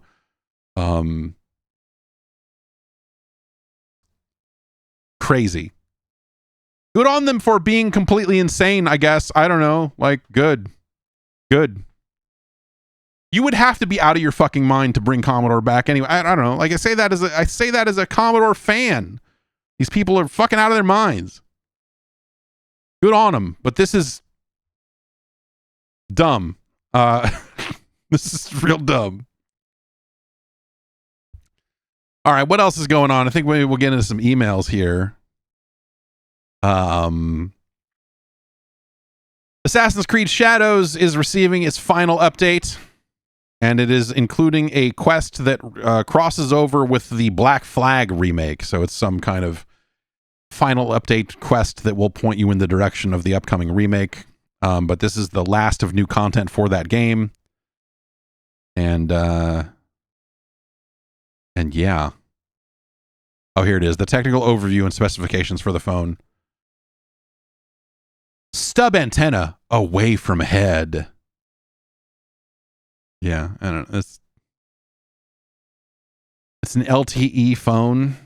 Like, this thing just looks like, I mean, when you look at the stats on this thing, it just seems like shit. Secure GPS. 32 gig micro SD included with free albums and more. Sorry, no U2. Fuck off. I mean, don't get me wrong. I fucking hate U2. I fucking hate U2. But stop it. Stop it. All right. Let's get into some emails. Podcast@guard.bike is the email address. Send in your emails to me, and I will read them on the program.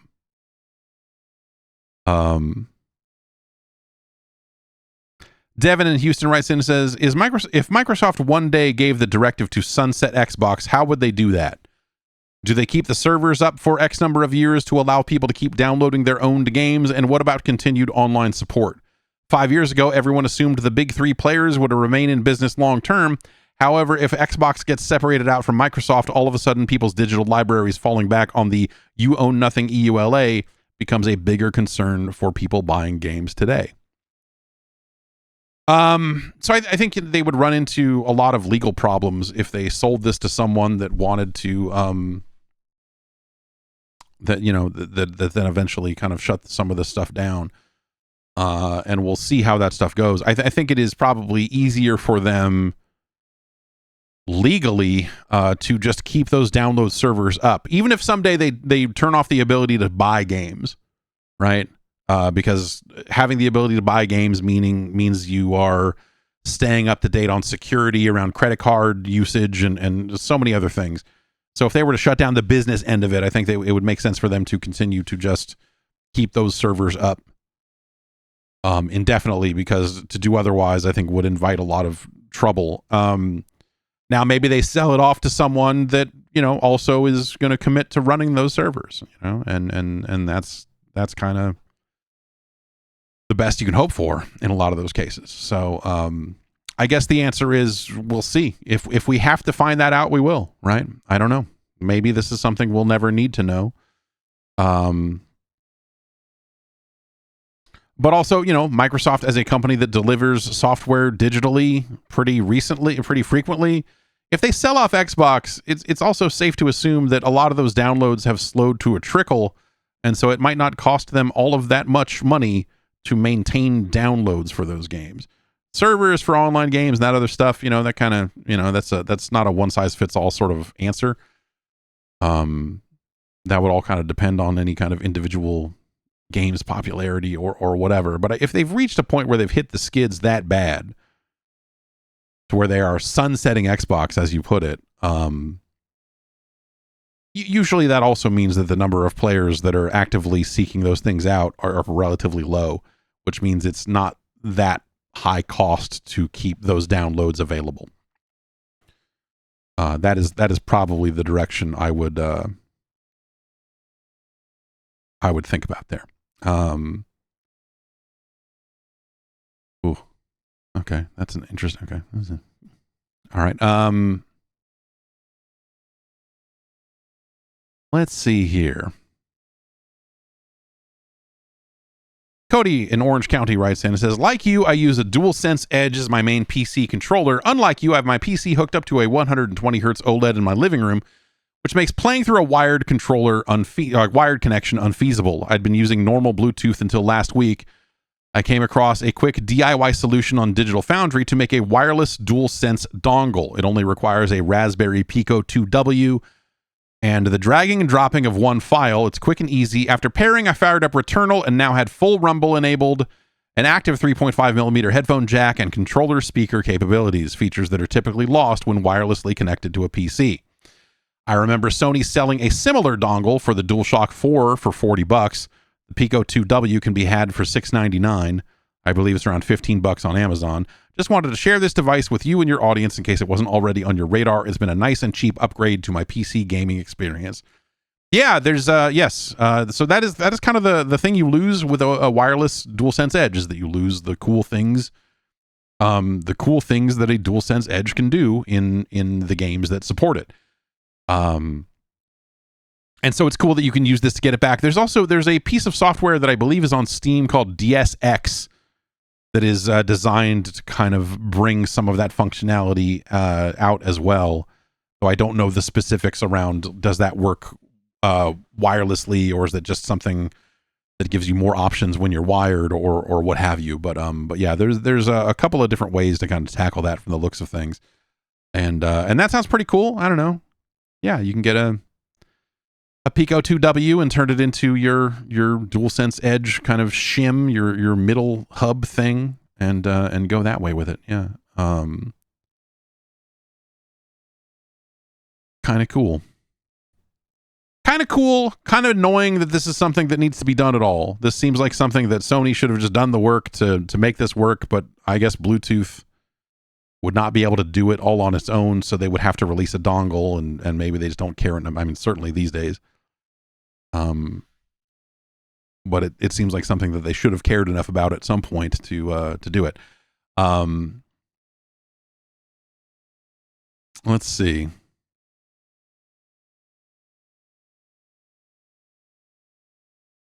Let's see here.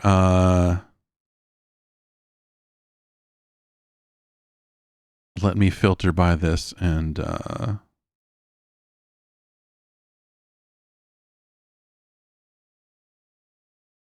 right. Anna from south of Southern California, from South California, I guess, at that point. Anna or Anna writes in, says, in an attempt to get away from traditional smartphones and the implications of being so connected all the time. Sounds like you're in the market for a Commodore callback. I acquired a modern flip phone running Android. The phone kind of sucks. It's a Cat S22 Flip. Yes, as in Caterpillar, the construction company. But it sucks in a good way. Frustrating to use, which means it creates a good amount of friction. Anyway, something I did as a goof was installing a J2ME Java ME emulator on it, since I figured that was the perfect form factor for this kind of games. I ended up being fascinated by this specific era of shitty, janky games. A surprising amount of original games from well-known franchises were released on this platform. I enjoy them in the same way I suspect you enjoy Super Mario Brothers Special. I got so deep in this rabbit hole, I ended up buying some Western phones from this era and even importing some Japanese feature phones with the intention of sideloading games onto them. Specifically with Japanese phone games, there's a sizable scene emerging around preserving and documenting pre-iPhone mobile gaming. I've even gotten into speedrunning some of these nonsense games. Fuck yeah. The meat of this question is regarding the level of interest towards this kind of games in mainstream video game media back when these kind of games were contemporary. Did they ever get any attention? Did they ever get covered in any outlet you worked for or knew of? What was the general attitude surrounding mobile gaming back then? Did you ever try any Java phone games? Yeah. So yes. She says, I'm not old enough to have any meaningful experience with feature phone games back in their heyday, but I'm in the process of writing something about this topic and would appreciate the perspective of someone who was covering games professionally when these games were relevant. So yes, GameSpot bought a phone site, a site that was devoted to reviewing phone games. I believe it was called Mobile Game Review, Wireless Game Review, WGR, MG. Anyway, Yes, we bought a site that was devoted to reviewing games for those phones, and the people that came along with that purchase reported to me, and so I had to spend. I've told part of the story before, but yeah, I had to get up to speed on where phone games were at, and what they were capable of, and all of that stuff. And so I spent a good long time getting deep into this stuff. I reviewed, this was around the time when like the Doom RPG was coming out. But the general attitude about mobile gaming back then, from me, a person who had covered a lot of video games over the years, was that most of this stuff didn't need to be covered. And that the way that the phones themselves were built and distributed and whatever made it a gigantic hassle to cover those games, because different feature phones would get different versions of games depending on how capable that phone was or wasn't. And so you had some phones that were perfectly capable of running Doom RPG, or yes, Orcs and Elves, which was a heck of a game. And then you had phones that could barely run Blackjack, and different carriers had different phones, and different phones had different games, and different carriers had different games. And for a while there, carriers were negotiating exclusives where like Verizon is the only place you can play Asphalt fucking whatever, you know? And so you would have a dozen different games all called Blackjack. And they were all made by the same company, but they were all fairly different games with like dramatically different feature sets, because one phone, you know, just the programmer for this phone, you know, it was not entirely unlike when you saw like Apple II games and Atari 800 games and like that era of computing. Sometimes the ports of those games would differ fairly dramatically for one reason or another. And so in phone games of that era, you saw that to a ridiculous degree. And the thing it was funny, like the clash, the initial clash I had with the people who were now reporting to me and reviewing phone games was I was coming at this from they were giving very high scores to a lot of these phone games. And those reviews started to run on GameSpot. And so they would be writing reviews for these phone games and trying to give them like 8.5 and stuff. And then I would play it for a while and be like, dude, we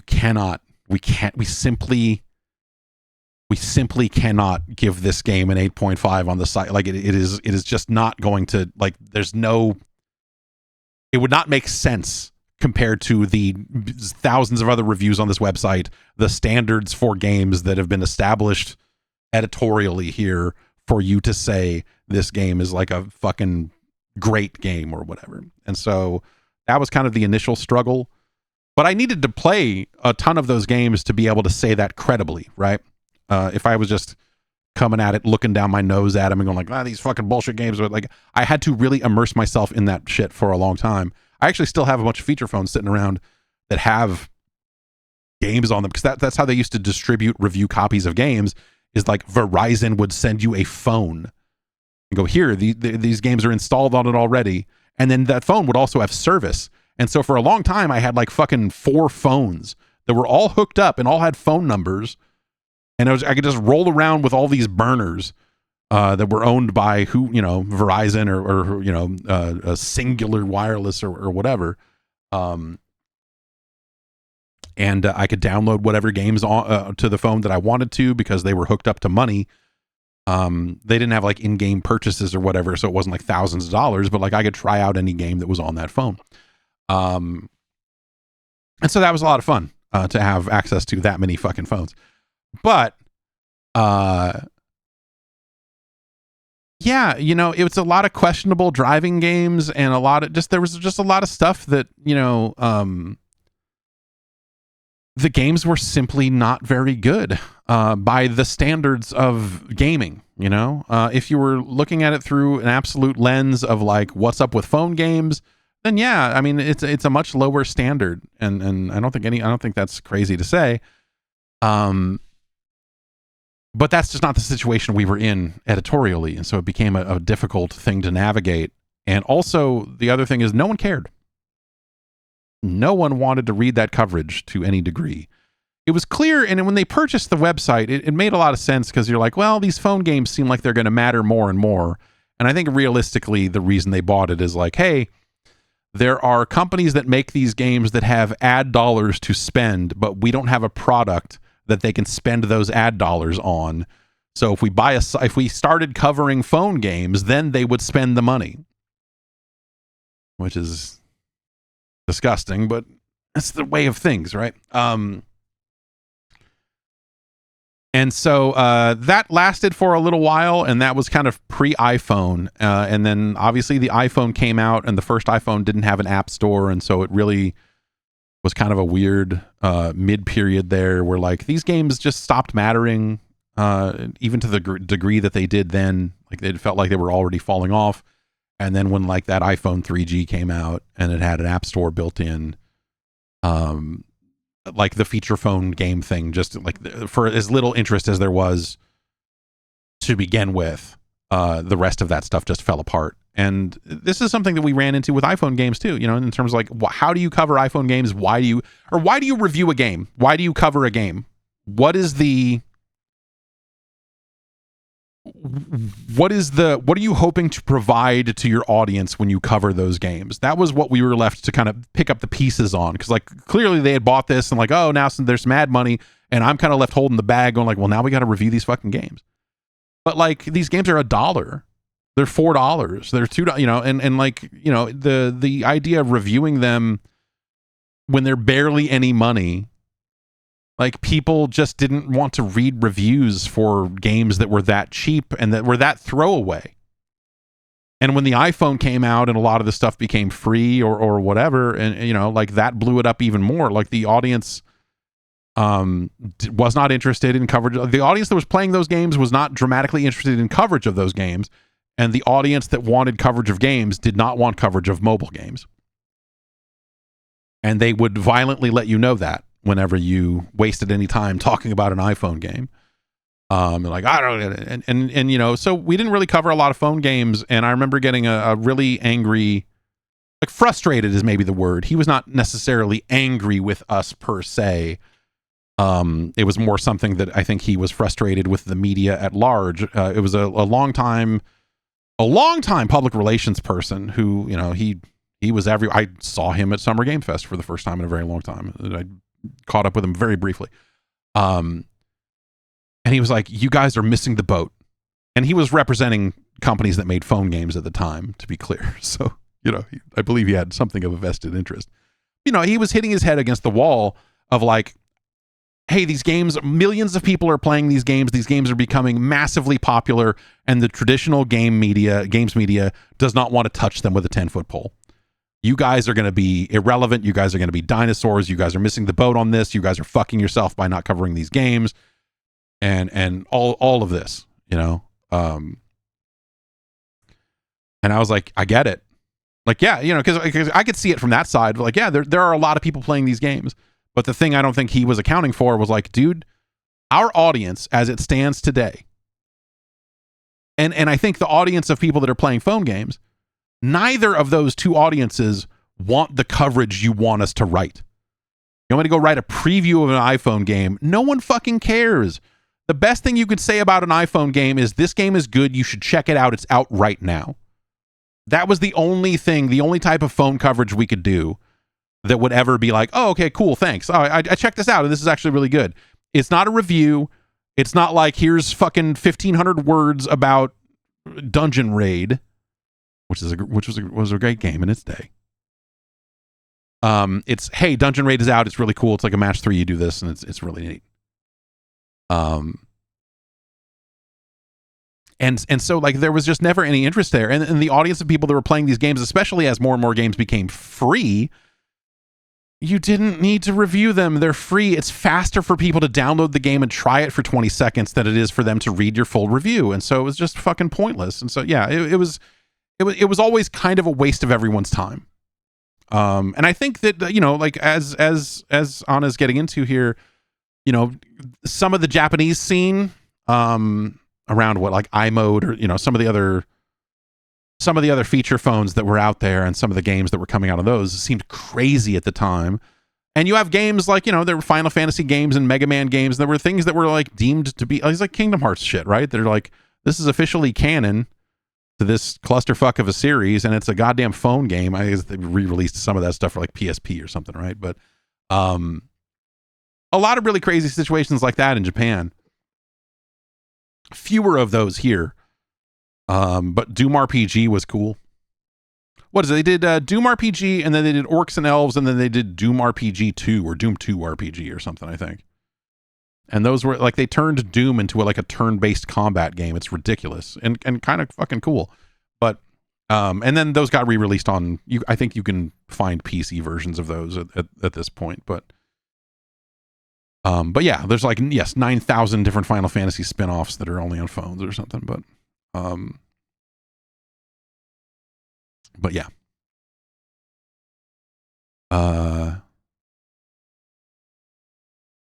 Let's see. Stefan from Adelaide, South Australia. I feel like if someone writes South Australia, the undercurrent there is fuck North Australia, but I don't really know. I don't really know. What do I know about Australia? They got some of them koala bears.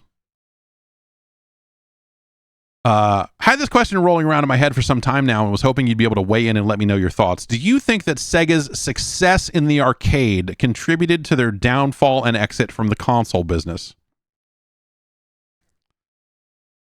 All right. I may be wrong, but it feels like the first-party published content on Sega's consoles has heavily skewed towards arcade ports and games that have more of an arcade feel, i.e. shorter games designed to be replayed from the start. I can't help but wonder if Sega's success on the arcade side led to more emphasis on this sort of game design internally at a time when games were largely moving in the opposite direction, developing much more cumulative progression. At the time, I certainly viewed this style of game as feeling distinctly old and being a poor value proposition. What do you think? Obviously, there were a heap of factors at play, but this is one I think may have been pretty significant that I haven't heard discussed very much. Sure. Yes, I think that, yes, Sega's reliance on arcade games on the Dreamcast, I think, is something that led to a handful of games that are incredibly well regarded now that were kind of slightly rough value propositions back then. I think Crazy Taxi really comes to mind. And it was kind of the weird thing about seeing a new Crazy Taxi was this feeling of like, man, I don't like, this seems like a little too much like you're just making Crazy Taxi. And so when you bring Crazy Taxi to the Dreamcast, like, okay, they added original mode, they added Crazy Box mode, and so they're trying to build that game out a little bit to give it more than the arcade version had, but I don't think they really achieved that goal. This is something that numerous companies, I think, dealt with when it comes to just like game design and how what kind of game are we making and what the fuck is going on. I think everyone went through this transition and some had easier times of it than others.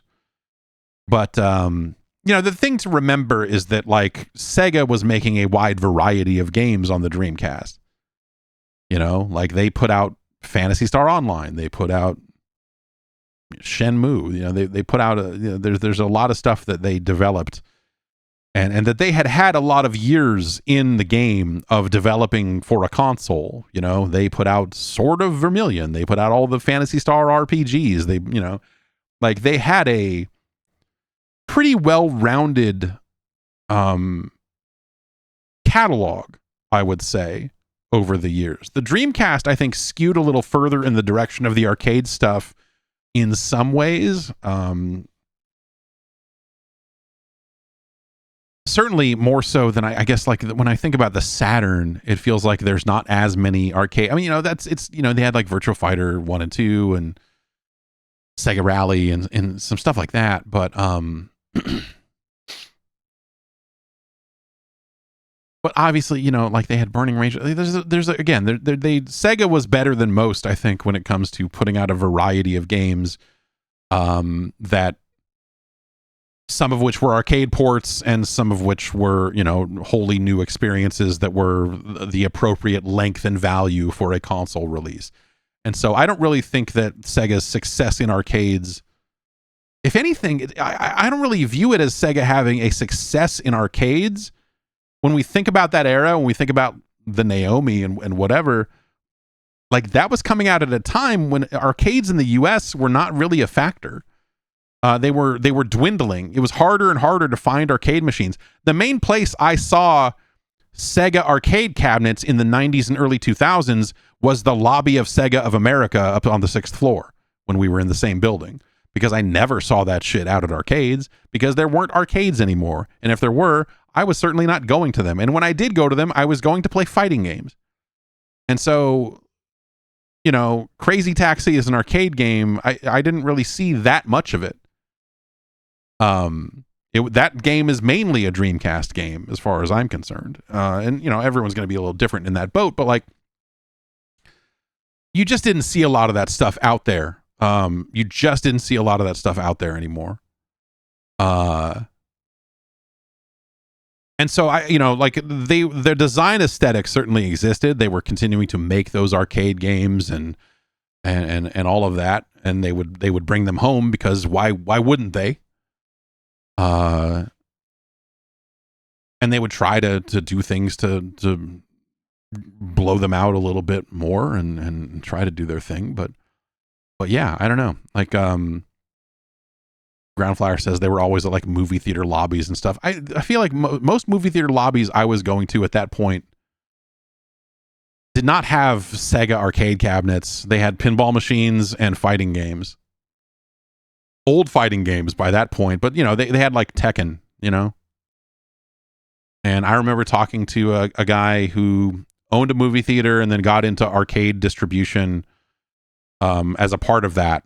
He kind of just like realized like, oh, we got all these arcade machines. I could put them all the movie theaters in this chain and I could have a couple of laundromats and do this and that. And I remember he was pissed. He was like, I'm never buying another fucking Tekken machine again. I'm never buying any of these fucking games because they come out on PlayStation. And people don't want to play them. People don't want to come to an arcade to play these games. They just get them at home. And so it was like it was a version of the like streaming window that movies have now of people just going like, yeah, dude, I'm not going to bother spending thousands of dollars on a Tekken 3 cabinet because people just want to play it on PlayStation. Like the PlayStation is destroying my business. And I was like, yeah, but you know, it was getting destroyed anyway. So I don't really, you know, like I felt for him, but also I was like, yeah, man, you should get a PlayStation. It's awesome. They're great. They're fantastic. And so arcades were already on kind of a downward swing here in the States, in a variety of ways. And that was kind of the fun thing about going to Japan is you saw this alternate reality where that just kind of didn't happen the same way. And that people were more willing to, you know, run an arcade, run a game center and have machines in there and be like, oh my God. Like, I remember there was an arcade near the hotel that we stayed at all the time that had a Typing of the Dead cabinet. Just being like, oh shit. And then realizing, oh, it's the Japanese version. Like, we're fucked. I can't fucking play this. What are we doing? But yeah, this is, you know, I talk about, this is the problem that like Midway ran into in a lot of ways. Midway had a hard time making that transition from arcades to home. Definitely in this era. You know, you look at Midway's output on the Dreamcast, you look at NBA on NBC, you look at, I mean, even go back to N64, you go back to like Cruisin' USA, and you look at the N64 version of Cruisin' USA, and they added some unlockable vehicles, and it doesn't look as good, and the music's not as good as the arcade version, and it's just kind of a bad value. I think NBA on NBC, NBA Showtime, is a great game.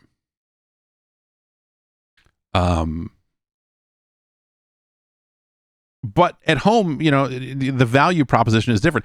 I felt the same way about NBA Jam on the Genesis and SNES. You know, just like, yeah, this is technically the game, but like, dude, I don't know why, you know, there's just not enough here. Like the idea of like, oh, I guess you can just play through all the teams and hey, we put the Beastie Boys in it. And you're like, oh, that's okay. That's fun, I guess.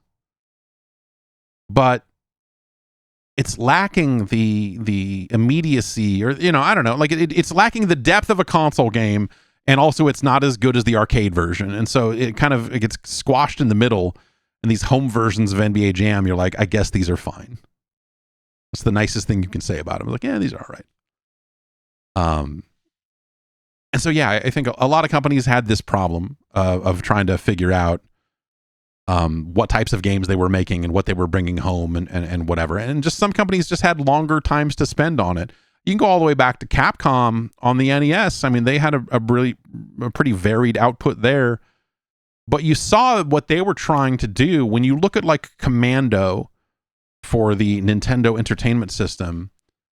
You discover that like in that specific version of the game, they added all of these hidden rooms and extra bonus power-ups and like all of this stuff where they tried to turn it into a different thing.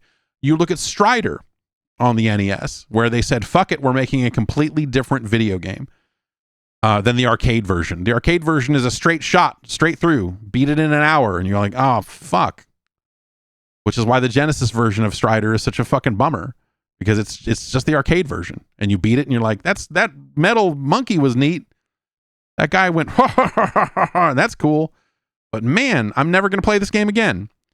Whereas the NES version of Strider has levels and fucking, you know, you're getting items and returning to earlier areas to access new areas and doing this, you know, like it's a much different and much more console-friendly game. Bionic Commando is another great example of that, where the arcade version of Bionic Commando, no one even talks about it. Because it's this like straightforward run to the right shooter that you have your grappling hook in, but like there's nothing to it. And it's dumb. It's kind of a crummy game. But Bionic Commando on the NES, they turned it into a full-fledged adventure. They fleshed out all these mechanics. They gave you all these bonus weapons and all this. It's a fucking amazing video game. And so, yeah, I think this is something that companies struggled with for the better part of 15 years. Let's call it 20 years. I mean, in a lot of ways, we're talking about, you know, 1985 to 2005.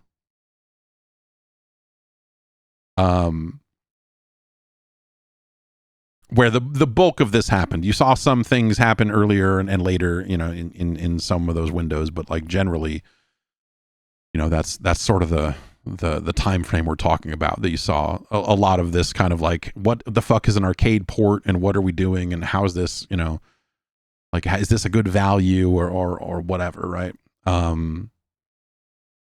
Yeah, it's been one of the really fascinating things about going and playing all of the NES games and doing the science there has been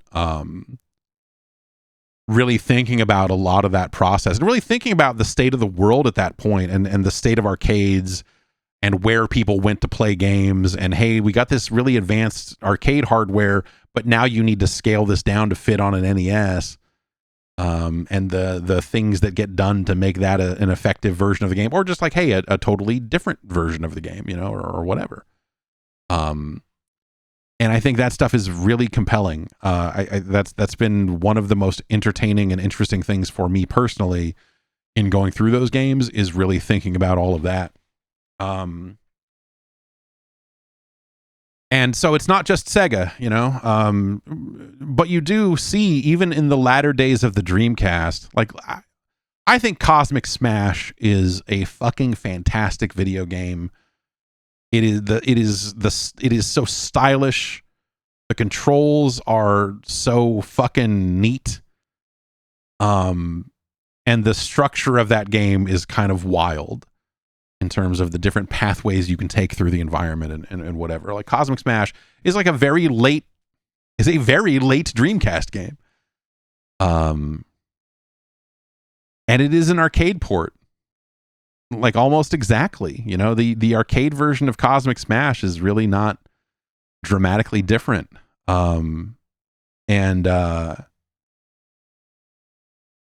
Yeah, I don't know. I love the style of that game, but also, and at the time, you know, I had never seen the arcade version of that game at all. And so to me, it was just this Dreamcast game that was, you know, kind of short. And the value is maybe a little weird on the like replayability or whatever at the time. But, you know, over the years, the hidden depth reveals itself and you're like, yeah, Cosmic Smash, pretty fucking rad. Also, you get further away from the purchase of the game, and the value proposition starts to fade away over the years. But you know, there's There's a lot of stuff there as well. So yeah, I don't know. It's certainly a problem the industry had to conquer, and some companies did it better than others, and some companies did it earlier than others. So yeah.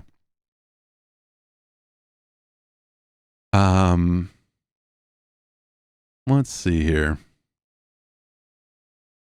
Ethan writes in and says, hello, a while ago you mentioned a theory that Gears might be used as a sacrificial lamb to justify putting it back on PlayStation again, but recent comments by Satya about Xbox needing to generate profit and the looming layoffs around the company make me think that some hard decisions will have to be made. Do you think that it's possible that they will simply stop putting their big and expensive games on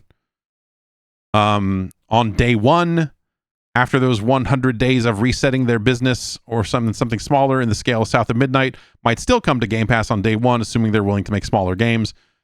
But as the recent news indicates, this might... He's basically asking, do I think that they will retool Game Pass to get away from the day one games? I think that's a... I mean, if you're Xbox, everything's on the table right now, right? If you're Xbox, you have to look at the entire business and go, okay, we can't sit here and be like held down by the decisions of the past 5, 7 years, 10 years, whatever, because those were made under duress. Those were made at a time when those things sort of needed to make sense or whatever. And so I think for them, everything has to be on the table. And so ultimately, I think they will do what they think is right for the business at that moment in time, which is what everyone's always done. Will that turn out to work out this time? I don't know. I have some doubts. But also, there's a lot that needs to be retooled, and so I think if you put everything back on the table and go, hey man, we could throw all this out tomorrow if we wanted to, and say like, hey, we're gonna actually shut Game Pass down completely. I think that would probably be a bad move from a revenue perspective, and I don't think they would actually do it. But they have to be, like, in order to truly succeed, they need to be in an environment right now where if they felt really that was the right move and could justify it, that they would be able to do it. They need to have full control over this thing to be able to kind of move it forward or reset it or whatever you want to call it. So I think there's a very real possibility that, yeah, with the way things are shaking out. So the thing about the sacrificial lamb, about, oh, Gears will be sent out there to die and then they will put it out on PlayStation after some period of time. They closed that door at the showcase when they said, hey, these are not timed exclusives. These are exclusives. I guess they said that after the showcase, but you get my point. So I think they shut the door on some of that line of thinking. But as far as it being a sacrificial lamb, I think the thing to remember is that this is a really bad time for them to be doing that. Because who's buying an Xbox or, like, you know, as these consoles are super expensive and everyone is starting to talk more and more about the next generation of hardware, putting Gears on just Xbox, no one's going to play it. Or fewer people are going to play it. I don't know. Maybe it probably wouldn't have been a massive PlayStation seller either. But we're at the end of that generation. And so, like, as far as like, hey, here's our new policy and these are decisions that we're going to benefit from, I don't think they benefit from putting Gears onto just Xbox. I don't think they benefit by pulling it from PlayStation 5 monetarily. But it does give them data that they can use to inform decisions they will have to make over the next couple of years when it comes to Project Helix or whatever. And so when they say, hey, we want to get back into exclusive games and we're doing Gears and the other one, Clockwork Revolution, I think that ends up giving them, like, it's a hearts and minds play for the people that feel like they've been wronged, which I don't think that's a significant portion of the audience, but, you know, it's the audience they got. For better or worse, it's an audience that chose Xbox. And so at some point, you know, maybe you realize, like, oh shit, we better hang on to these guys because we're not building a good case for new people to get on board. And it's a bad time for new people to get on board right now. Right? I'd say the same thing about PlayStation 5, you know, like we're coming up on these are weird times. The consoles are super expensive. They're not getting any newer. And so like it's just sort of a weird time to make this sort of move, because these are the sorts of moves that you make around the start of a generation, because that's when people make these choices about which console they're going to buy, one or the other, or what are they buying instead of this, or like whatever. But if they waited until then, they would have zero data about how it's going to go. And so I think it's easy for them to take a couple of games that they look at and go like, hey, the sales potential for these games on PlayStation, probably not amazing anyway. The Gears Reloaded probably didn't move a lot of units there. And so if we need a test case to figure out like, how the fuck is this going to work? And how is this exclusive thing going to go down? Gears is probably the right game if we need to pick one right now. Clockwork Revolution, maybe in the same boat. I'm just like, maybe that game, you look at it and you're like, yeah, I don't know. Looks okay. I don't know.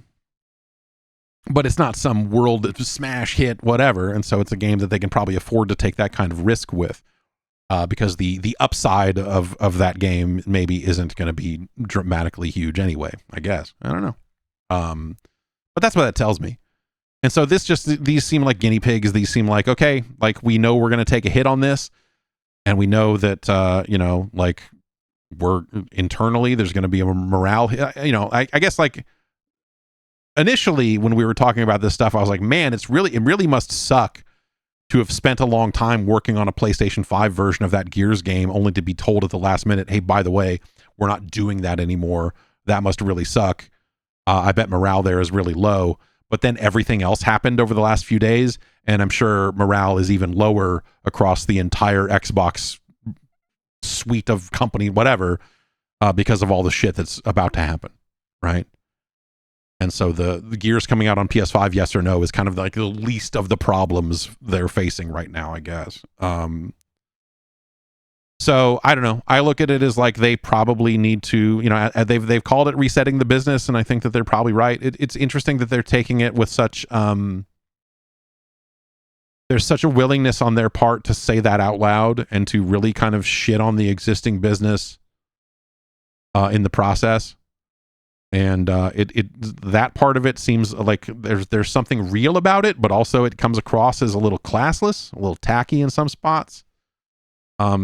Considering like it's a new regime that is coming in and basically spending all this time shitting on where the business is at. Like, that's the reality of it. The business is in a shitty place. They need to fix it. But normally you'd put on a bit of a brave face around it. But, obviously they're about to drop the hatchet on a fucking large number of people, and there's only so fucking brave of a smiling face you can put on that shit before you go like, yeah, dude, this company is in fucking bad shape. I don't know. Certainly not in as bad a shape as the number of layoffs will indicate. That's the thing. Like when you look at the books and when you look at what Microsoft has had to say about Xbox, it's not that it doesn't make money; it's that it doesn't make enough. And like they've had some mistakes and some missteps and whatever, and some bad situations that they've stumbled into. But it's not like the business is fucking like dead man walking. They'll turn it into that if they're not careful. But anyway, I think that's the situation with Gears.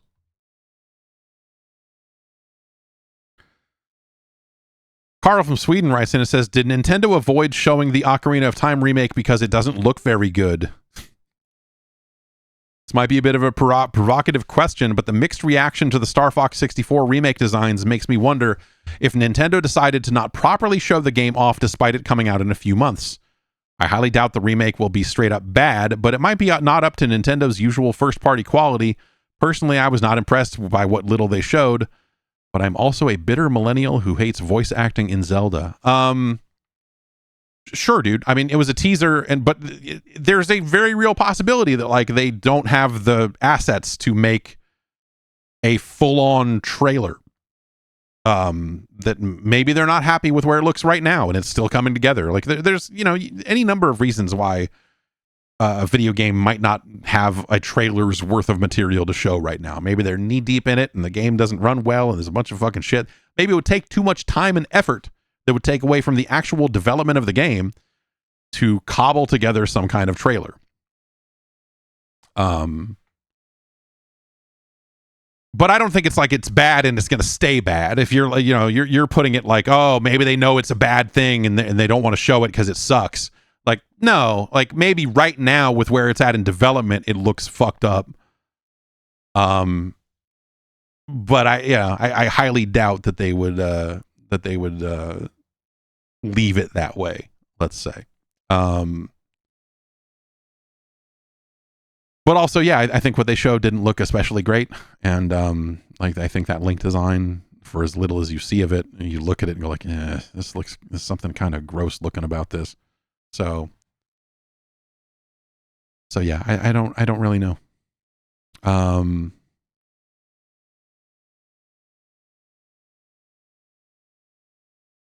Let's see here.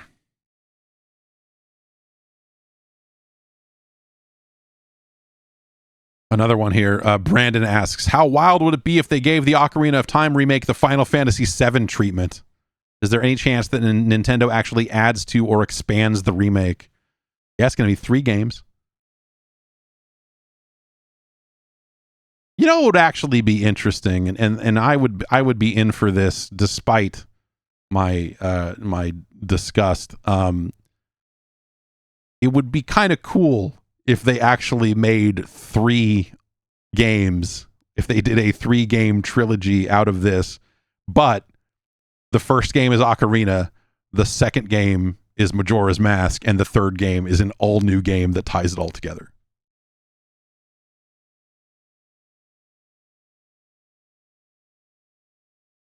That would be kind of cool.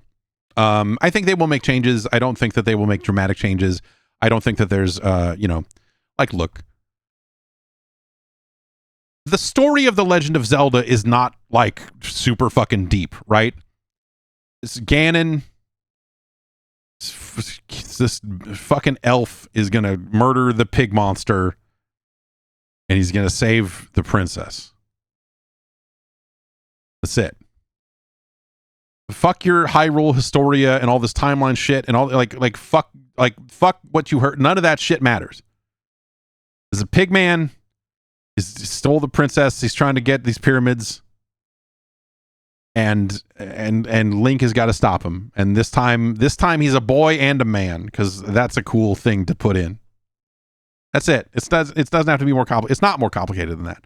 Don't let these maniacs try to convince you that there's some deep fucking thing with Zelda. Like, grow up. But yeah, I think it would be kind of interesting if they, there's other story stuff they could do and expand upon if they wanted to, but that's just not Nintendo's way,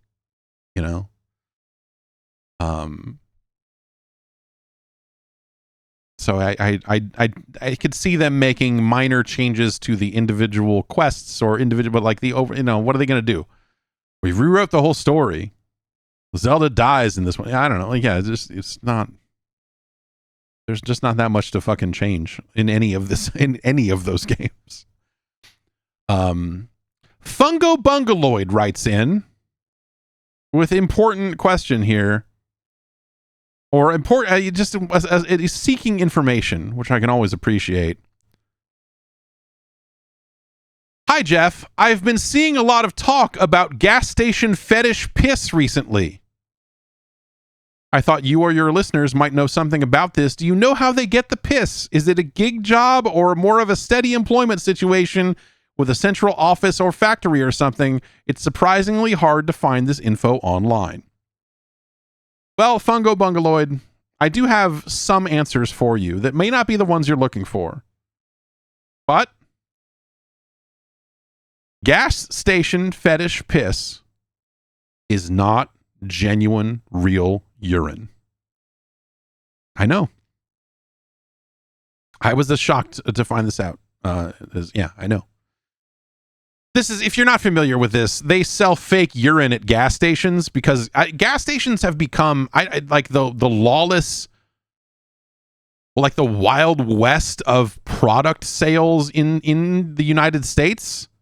I don't know if you realize that, like, the It's not the name. It's a lot of like name brand gas stations are not going to be super deep into this. You're not going to walk into a Chevron station and find this stuff as often as when you walk into like fucking Mort's Gas Hut or whatever. But like the stuff they are selling inside of gas stations these days it's disturbing. It's frightening. And dare I say it, it should be regulated.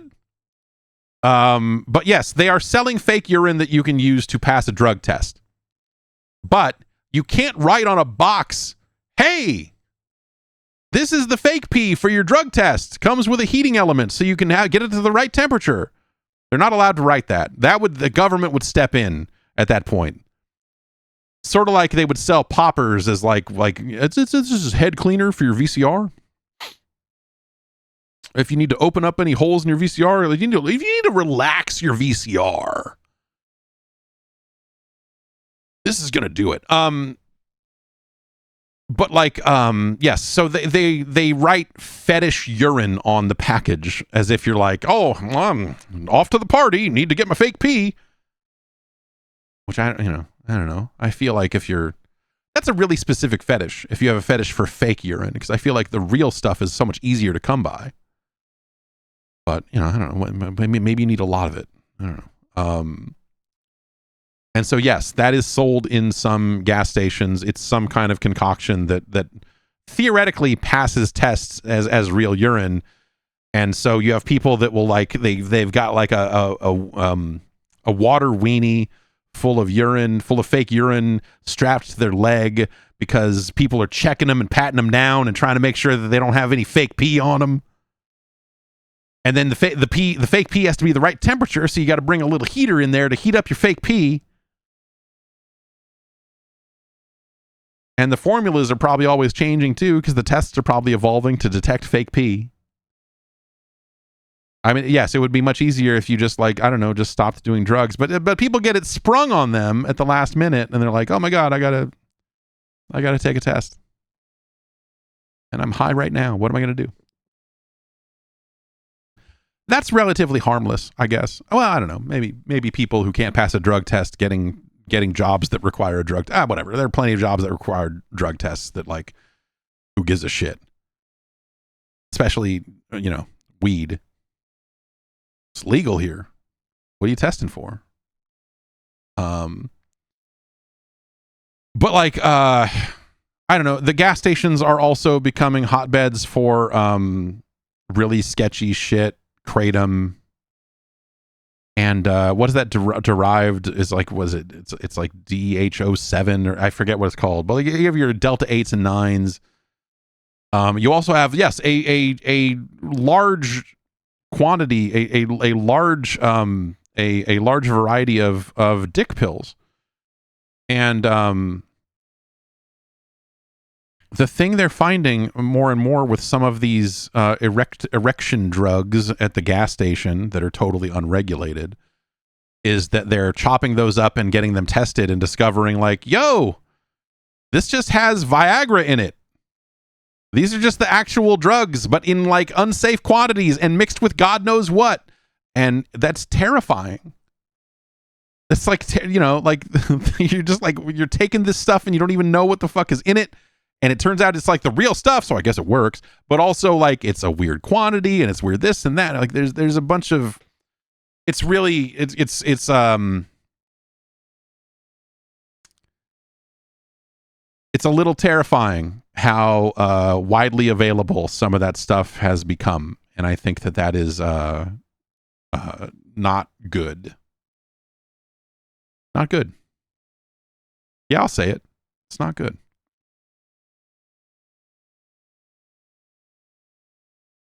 Carrie from Glendora writes in and says, I've been inspired by your adventures with the Nintendo Entertainment System, as well as some other journeys with retro libraries. I still have my first system, a blue Sega Game Gear, as well as all the games my dad got for my sister and I when we were kids. My sister's system no longer works, which I believe is due to the capacitors dying, and my system works, albeit with an extremely washed-out screen.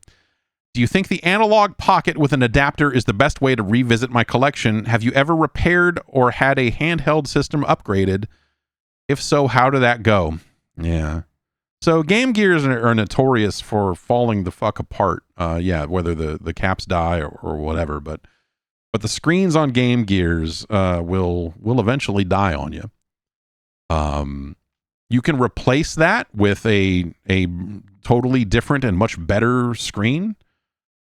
And I bet that I would not be shocked if that new screen actually was less of a battery hog than the initial screen that came with that thing, but I don't know for sure.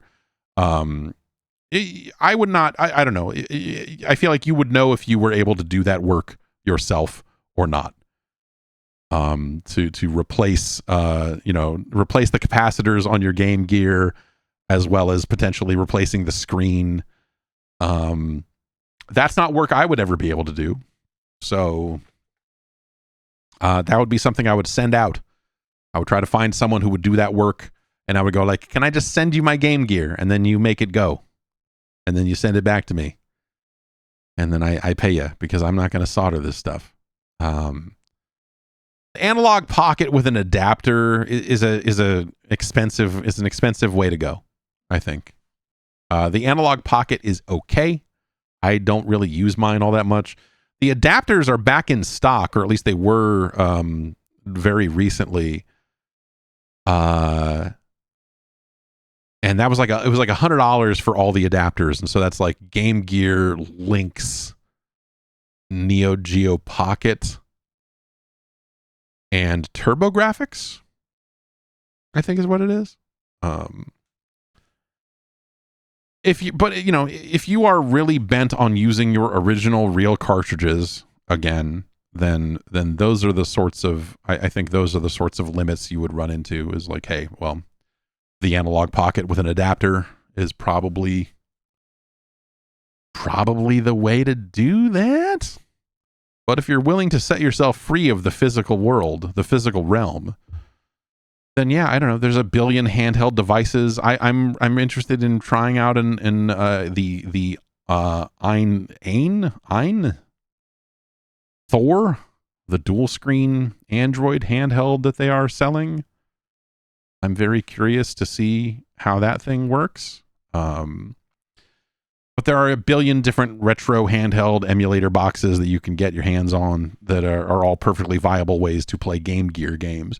If you want to play them on a TV screen or a computer monitor, there are a trillion more ways to do it. And so I might recommend going that route with it, unless you are very dedicated to those specific cartridges. And then I think, there's some hoops you'd have to jump through to get there. Let's see.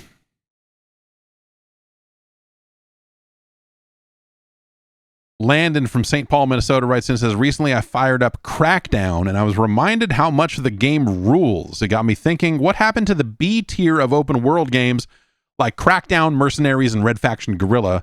Do open world games fall into economy of scale issues? Did AAA just swallow up the space entirely? I miss open world games built around a singular fun idea. Yeah, like a Just Cause. Just Cause was cool in its day. I think that's those games don't necessarily sell super well, but also, yeah, I think yes, there is something of an economy of scale there. The asset generation is more expensive. Building a realistic looking world by today's standards is a much more difficult process than it was when Crackdown 1 was happening, and so I think that probably led to fewer developers. Also, it became a very crowded space.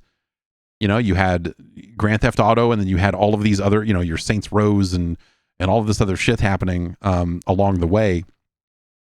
And, those games weren't always super expensive, and you could get your hands on them, and it was fine. They were like fun little times, but fun little times is not what the business is going for these days.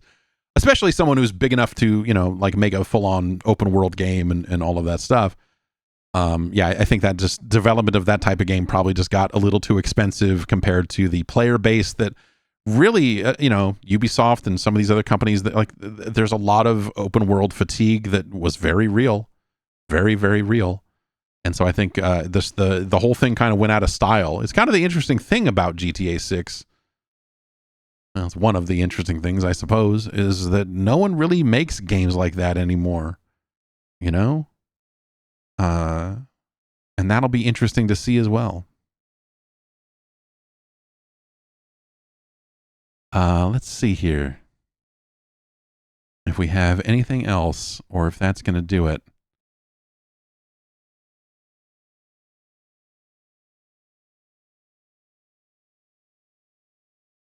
Sean writes in and asks about disk drives for the next generation. With all the talk about architecture and strategy for the next generation consoles, I haven't seen anyone speculating on the inclusion of a disk drive. Shipping a console has always been a practice in cost optimization, but with it being worse than ever, I have a hard time seeing a world where the PlayStation 6 and Helix ship with a disk drive in the console. Even though the parts to include it aren't exactly the most expensive thing in the box, saving even $10 in parts has to be a big win, especially when they could turn around and sell it individually for 8 times that price. I don't see them completely phasing out discs yet, especially for PlayStation, who definitely want to remind users in as many ways possible that they're already tied into the ecosystem. There's no way the PlayStation 7 generation ships. You're being... I admire your optimism that there will be a PlayStation 7. The ships with a disk drive in the box. So how long do you think external ones will keep being made? I could definitely see a world where the external drive has some FPGA in it or something so they can be sold with the promise of playing any game ever released for that brand's older consoles without them having to do digital licensing deals. Throw some AI upscaling jargon on there and all of a sudden it's $200. Okay, so I agree with you that they're not going to... I think what Sony is doing right now with having a removable drive and like, hey, if you want to buy a bundle of, if you want to buy a drive, if you want to buy a PlayStation 5 that comes with a drive, you can, but really it's just the drive is just pre-installed on there and it's the same as the other thing, just a little bit cheaper. I think that will maintain through the PlayStation 6. I think that they will continue to sell those external drives. They will probably at launch sell bundles that are like, this one comes with the drive, this one doesn't. Well, or maybe they don't. Maybe they just sell the drive separately. They probably have data on their side that says that most players don't need the drive. And the people who want one will buy one. The people who care about that shit, you sell it for them and they can buy one. And that's that. I never did end up buying a drive for my PS5 Pro. And so that one still doesn't have a drive on it, and I've never missed it a single time. But I feel like I should buy one while you can, in case the supply dries up at some point, because you never know, I guess. But yeah, I do think that I would think that Xbox would move to this model as well, because I think it's a pretty effective one. Because it means you don't have to make 2 separate boxes. It doesn't mean you have to go, okay, this one has a drive slot in it, this one doesn't, when we need separate production lines for this and that. Like, if you can just build a thing that you just bolt a fucking drive to, or plug it in USB, which, is maybe weird because it opens it up for... I think if you had a USB drive, it would be a vector for hacking, or, there's potentially something weird there that they could be worried about there. But I would not be surprised to see Xbox move in this direction as well, of like, hey, we're going to sell these boxes and if you want a drive, you can get one, but it's the same unit just with or without the drive bolted on. I think that just makes sense from a manufacturing perspective. Like, they're going to try to find the costs they probably want to save is like, hey, we just want to have like one assembly line making these consoles. We don't want to do like, oh, well, here's one for the high-end unit with the drive. Here's the one for the high-end unit without the drive. Here's the one for the low-end unit that doesn't come with a drive ever. And here's this, like they want to simplify that as much as possible just so manufacturing can cost them less money. So I would assume that process just makes sense. And I would expect them to both do it going forward. Unless there's some problem with it that I'm just not privy to. Like, it seems like it's worked out well for PlayStation to do that. And yeah. Zatoichi asks, will the PlayStation 6 have a bold design like the PS5, Or will they just go for a box this time? I think they will continue to have bold designs. Because that stands out, especially in a world where, like, let's say that, the Xbox is coming out the same 3-month window as the PlayStation, and you need everything that you can do to make it stand out and look futuristic, and like you're selling a very expensive thing. It needs to look that way. And there's something expensive and powerful about the big black rectangle that is the Xbox Series X. I think they do a pretty good job with that fucking crazy thing. But I think another way to do it is to make something that looks like nothing you've ever seen before. And I think a PlayStation 5 achieves most of that goal. And I could see them doing something potentially similar. I don't really know. Maybe, design language and design tastes have certainly changed over the years. So I don't think they make one that, you look at the PlayStation 6 and goes, oh, it's curvy, the same style of curvy as a PS5. Like, I would like to see them take a fresh crack at it and do something weirder. But I want to see them do something weirder that sits on a shelf more easily, instead of the rickety fucking clips and fucking bullshit things that the PS5 had to try to make it stand up horizontally. Because that shit sucks. The PS5 Pro's clips are better than the regular PS5, which had that stupid plastic circle with the clips that clip on the back, and it's always falling off. Anytime you need to push the PlayStation back in your entertainment center or turn it around to plug a fucking cable into the back, it's falling off the stupid fucking stand. Like, that shit sucks, dude.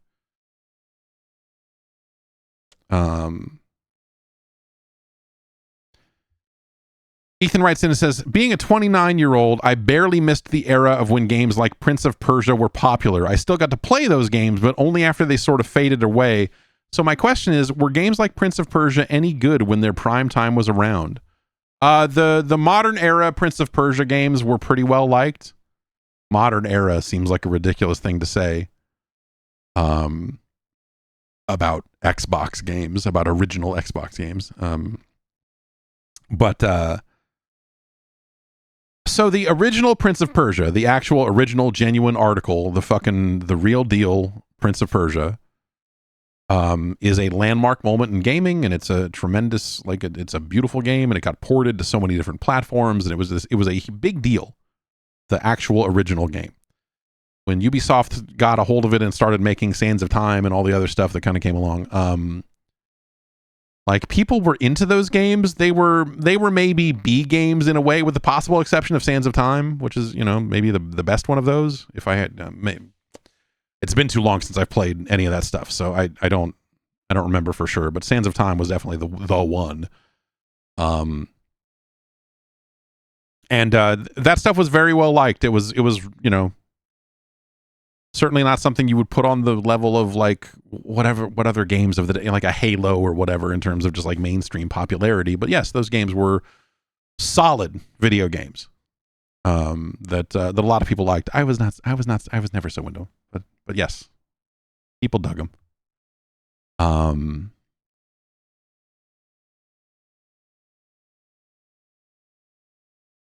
Let's see. Adam in Connecticut writes in, this is, I don't know. This question is disrespectful. Who sold out more, Snoop Dogg, Flava Flav, or Ice-T? Which one of them was actually the most talented? Are there any other favorite sellouts of yours? A few years ago, I saw Flava Flav on a billboard for a local ambulance chaser, and I think that fucking rules. My sister used to watch a lot of MTV and VH1, so when I got into rap music, it was very weird to learn that the guy from Flavor of Love was in one of the most influential and radical hip-hop groups of all time. Flavor Flav always just seemed like he was doing his thing. I don't know. I don't think I would ever classify Flavor Flav as a sellout. I mean, he did some television. He worked in television. I think he was always true to himself. If nothing else, but yeah, I don't know.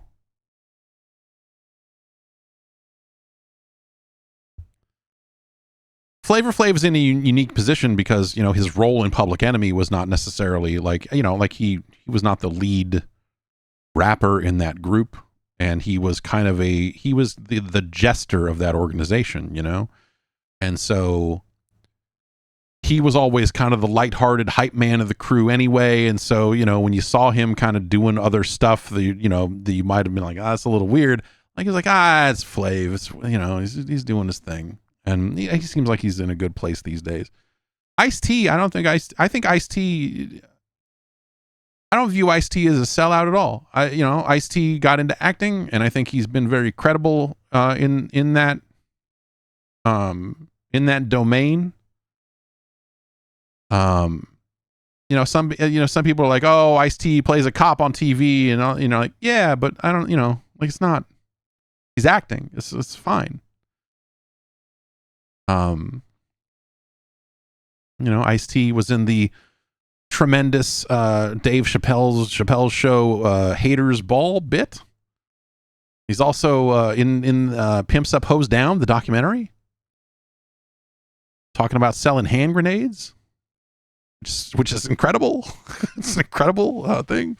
But, you know, Ice-T is, you know, Ice-T never really seemed like he was, you know, and you know, you can find, we were talking about this a little bit last week about the Snoop stuff. And about the Tupac stuff specifically is, you know, Ice-T's in interviews and saying, like, you know, he's never really, like, purely gang affiliated, and, you know, he just kind of did his thing and made his music. And, you know, like, I feel like Ice-T has been pretty true to himself. I mean, the thing, you know, like, Ice-T also fronts a metal band. It's weird. You know, like, Ice-T has done a lot of stuff, and that was in the 90s, you know, when body count became a thing. And so, you know, I think that, you know, Ice-T has just been a very varied individual, and I think that I haven't always loved everything he's put out. But yeah, I think that he's had an interesting career for sure. Snoop Dogg. You know, like Snoop Dogg has been so focused on products and all this other stuff and NFTs and this and that, you know, like, all the way years ago, he was doing, he did a thing recently where, you know, there was some shitty marketing campaign where, you know, he was on social media going like, I decided to quit smoking weed. And then all these reports, Snoop Dogg quit smoking weed. And then it turned out to be some ad for something, you know, like, all his shit with Martha Stewart is like funny, but like,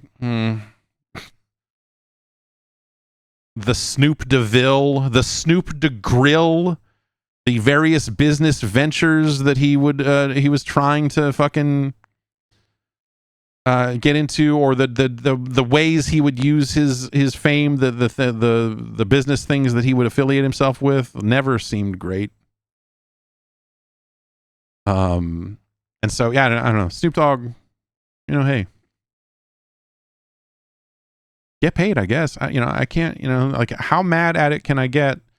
It does definitely impact my thoughts on his musical output all these years later, in terms of, like, because I think the quality of that has definitely faltered.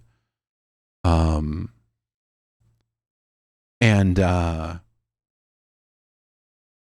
man, I don't know. Like, I think that, you know, it's if we're picking, it's Snoop Dogg for sure. And, like, I good on him, I guess. I don't, you know, but yeah, definitely. Yeah.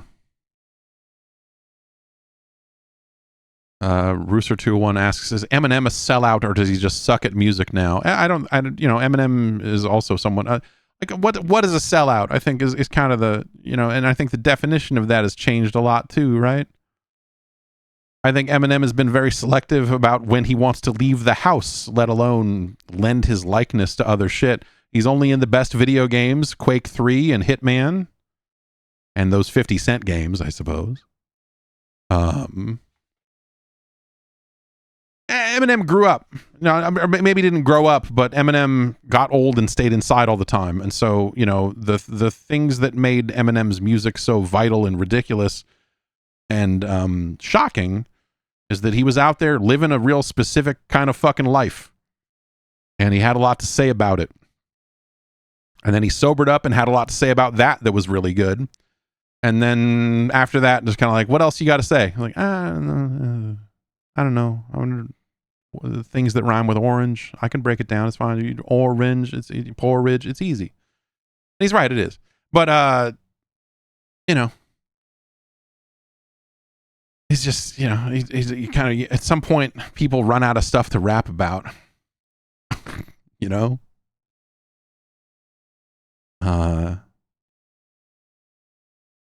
But like sellout is such a fucking weird term, and, you know, and this is something. So, you know, I grew up in the area where Green Day played shows before they got famous. And when Green Day signed a major label deal and when Dookie was released, people were pissed. People were fucking pissed because they all thought like, oh, well, Green Day, those are, I mean, those guys grew up at fucking Gilman. They're around all the time doing this. And you know, Kerplunk was such a great album and whatever else.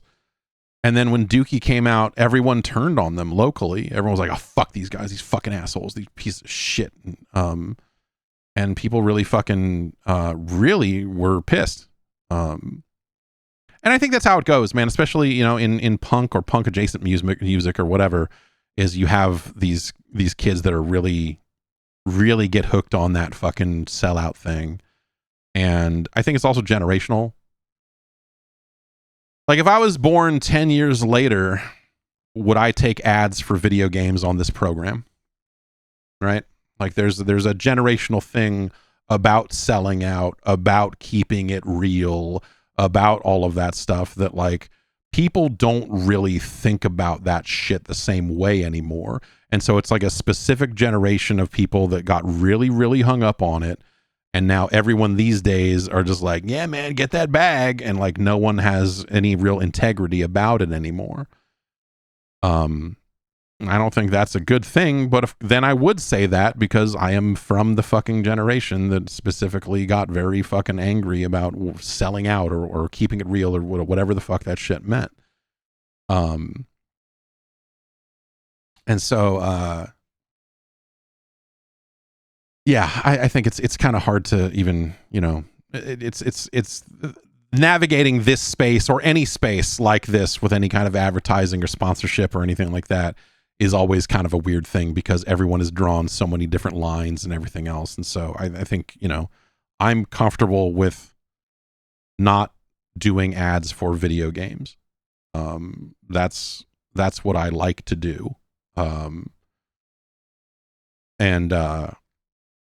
you know, and there are plenty of people that don't view it the same way, and they take whatever they can get, and I can only get so mad at it for that. Yeah, Nirvana. People were angry at Nirvana when Nevermind came out. I'm sure. Like that's, yeah.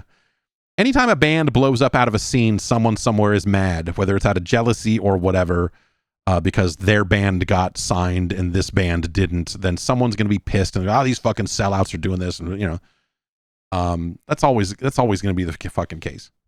And that's one of the shitty problems with band scenes and local music scenes and everything is that it's just a bunch of fucking snakes, bunch of fucking jealous fucks that are all trying to do whatever desperate move they can make because they think that that'll get them some label interest. Obviously, this is ancient history now because that's not how any music works anymore anyway. But like that's a lot of the bands around Petaluma. I feel like there was a lot of hate for the bigger bands, like a ska band called The Conspiracy. There was a lot of people who would love to shit on those guys because they got big and they played elsewhere. They kind of played outside of Petaluma a little bit. That was enough for people to go, these fucking, they forgot where they come from or whatever the fuck. And so there's just, I don't know, there's a lot of fucking weird shit like that.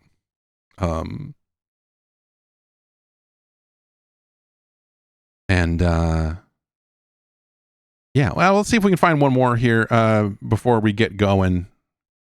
And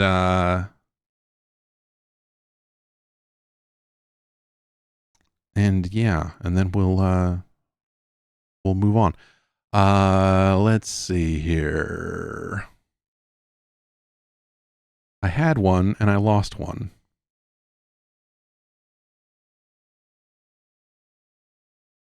Oh, let's just take this one.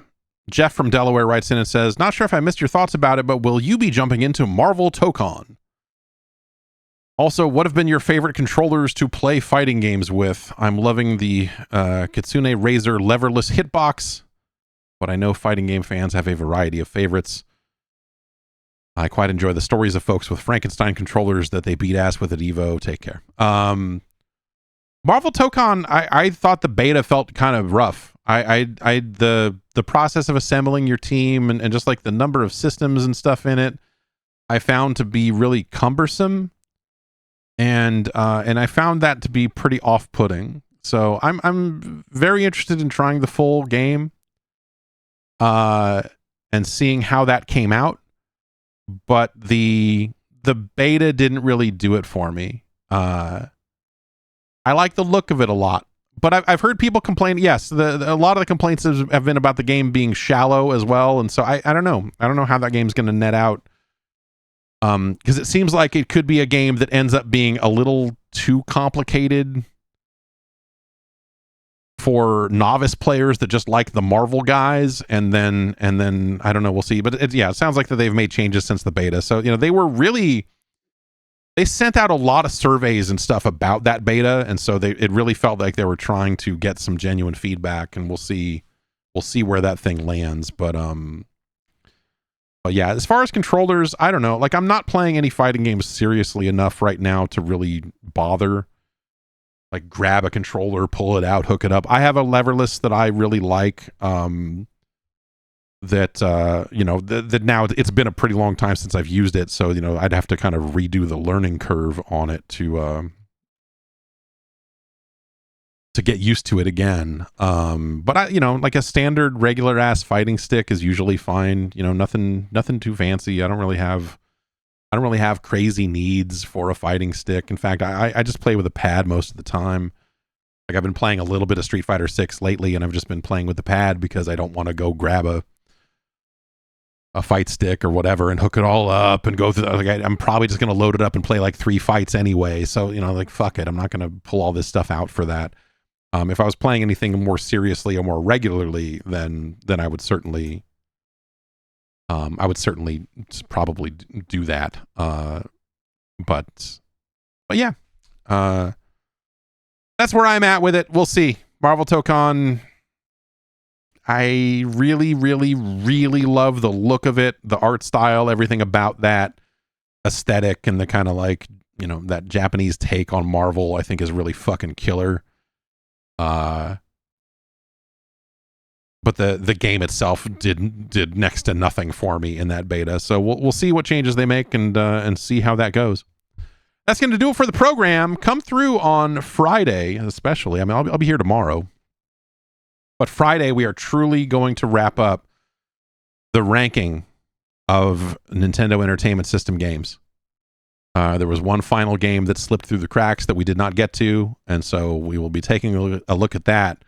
I imagine that'll probably only take like 20 minutes or something, so we'll probably spend the rest of the time talking about the list in general, and where a lot of this stuff fell, and I don't know, maybe if I learned anything along the way, I don't know. So come back on Friday, and we'll talk about that as well as what's next. And Wednesday we'll hang out and do some stuff as well, of course. But yeah, have a good rest of your week, and I'll be back with the podcast on Tuesday, of course. And I'll see you then.